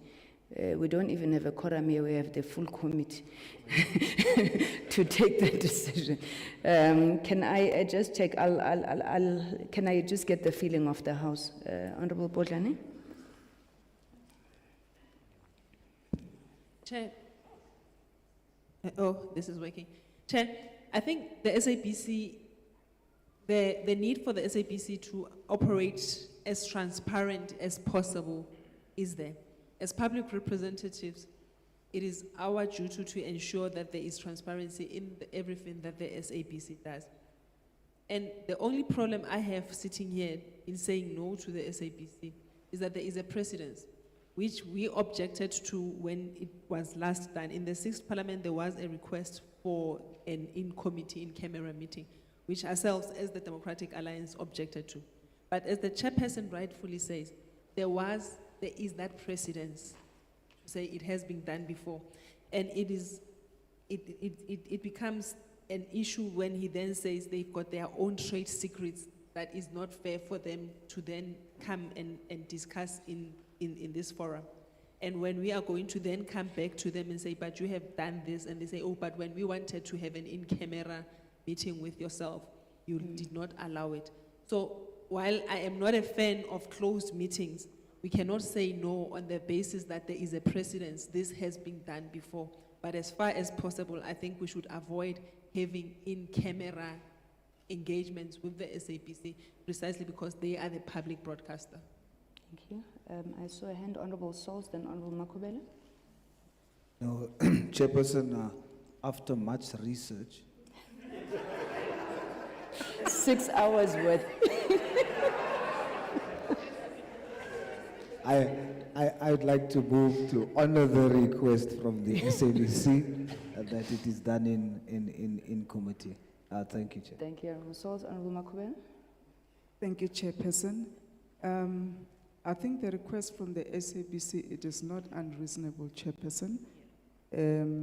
We do have, as much as we've got an obligation to ensure that there is transparency and openness, accountability publicly, but they are in competition with some of the people that are sitting in the audience or even watching outside. And if indeed they are going to be presenting some of the trade secrets that they want to employ to turn around the entity and also to discuss sensitive commercial issues, I feel it's upon us as committee members to protect the sustainability of SABC and also ensure that it is viable and competitive without really exposing them to undue and unfair competition in our task of providing oversight. Thank you, Chairperson. Thank you very much. Can I take it, members, that we are in agreement? Yes. Okay. Thank you. My understanding then is that as we break for lunch, which will be 45 minutes, if the members can take 30 minutes with the SABC board and executive, then we can start slightly earlier. It would mean we'd have to communicate the time for return for everybody else in the meeting. I am required by the rules of the National Assembly, I'm told, to then give a summary of what was discussed in committee, so you have a sense of the issues, not necessarily the issues themselves. After the SABC presentation, we will then go, National Treasury have indicated, have apologized, we'll go to, I think it was multi-choice, I'm not sure if Prime Media is here. Netflix wants to send a written submission, hence they must be registered in the Republic. So we'll go into that presentation.